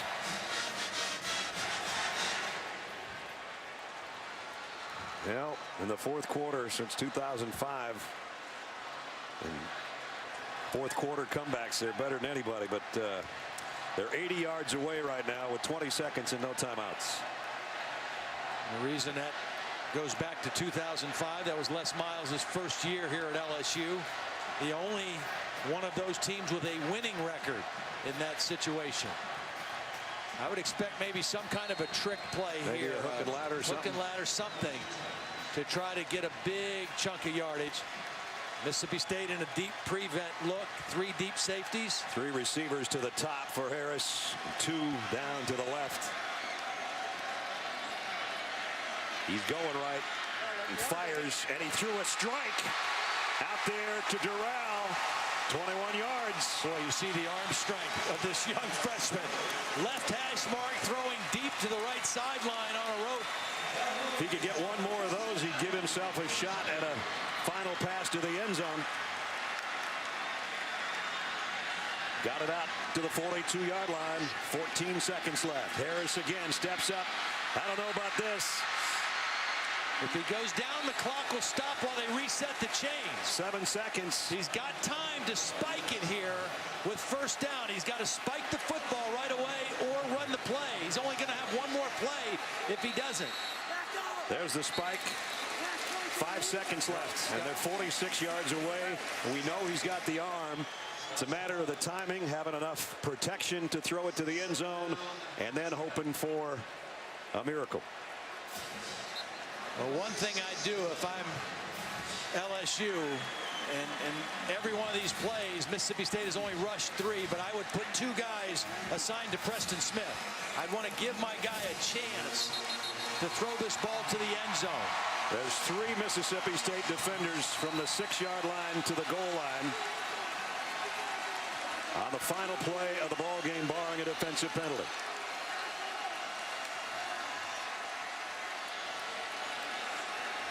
Bringing it Harris. Backpedals near his own 45. Got to get rid of it. The Hail Mary downfield, and it's intercepted at the 1-yard line. Ball game. Mississippi State in an upset. Will Redmond ends the game with an interception on the final play.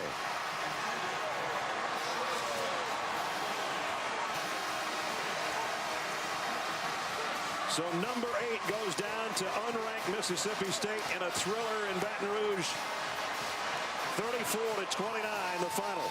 For Todd Blackledge and Holly Rowe and our entire ESPN crew, Brad Nessler saying so long. We're going out to Pullman, Washington.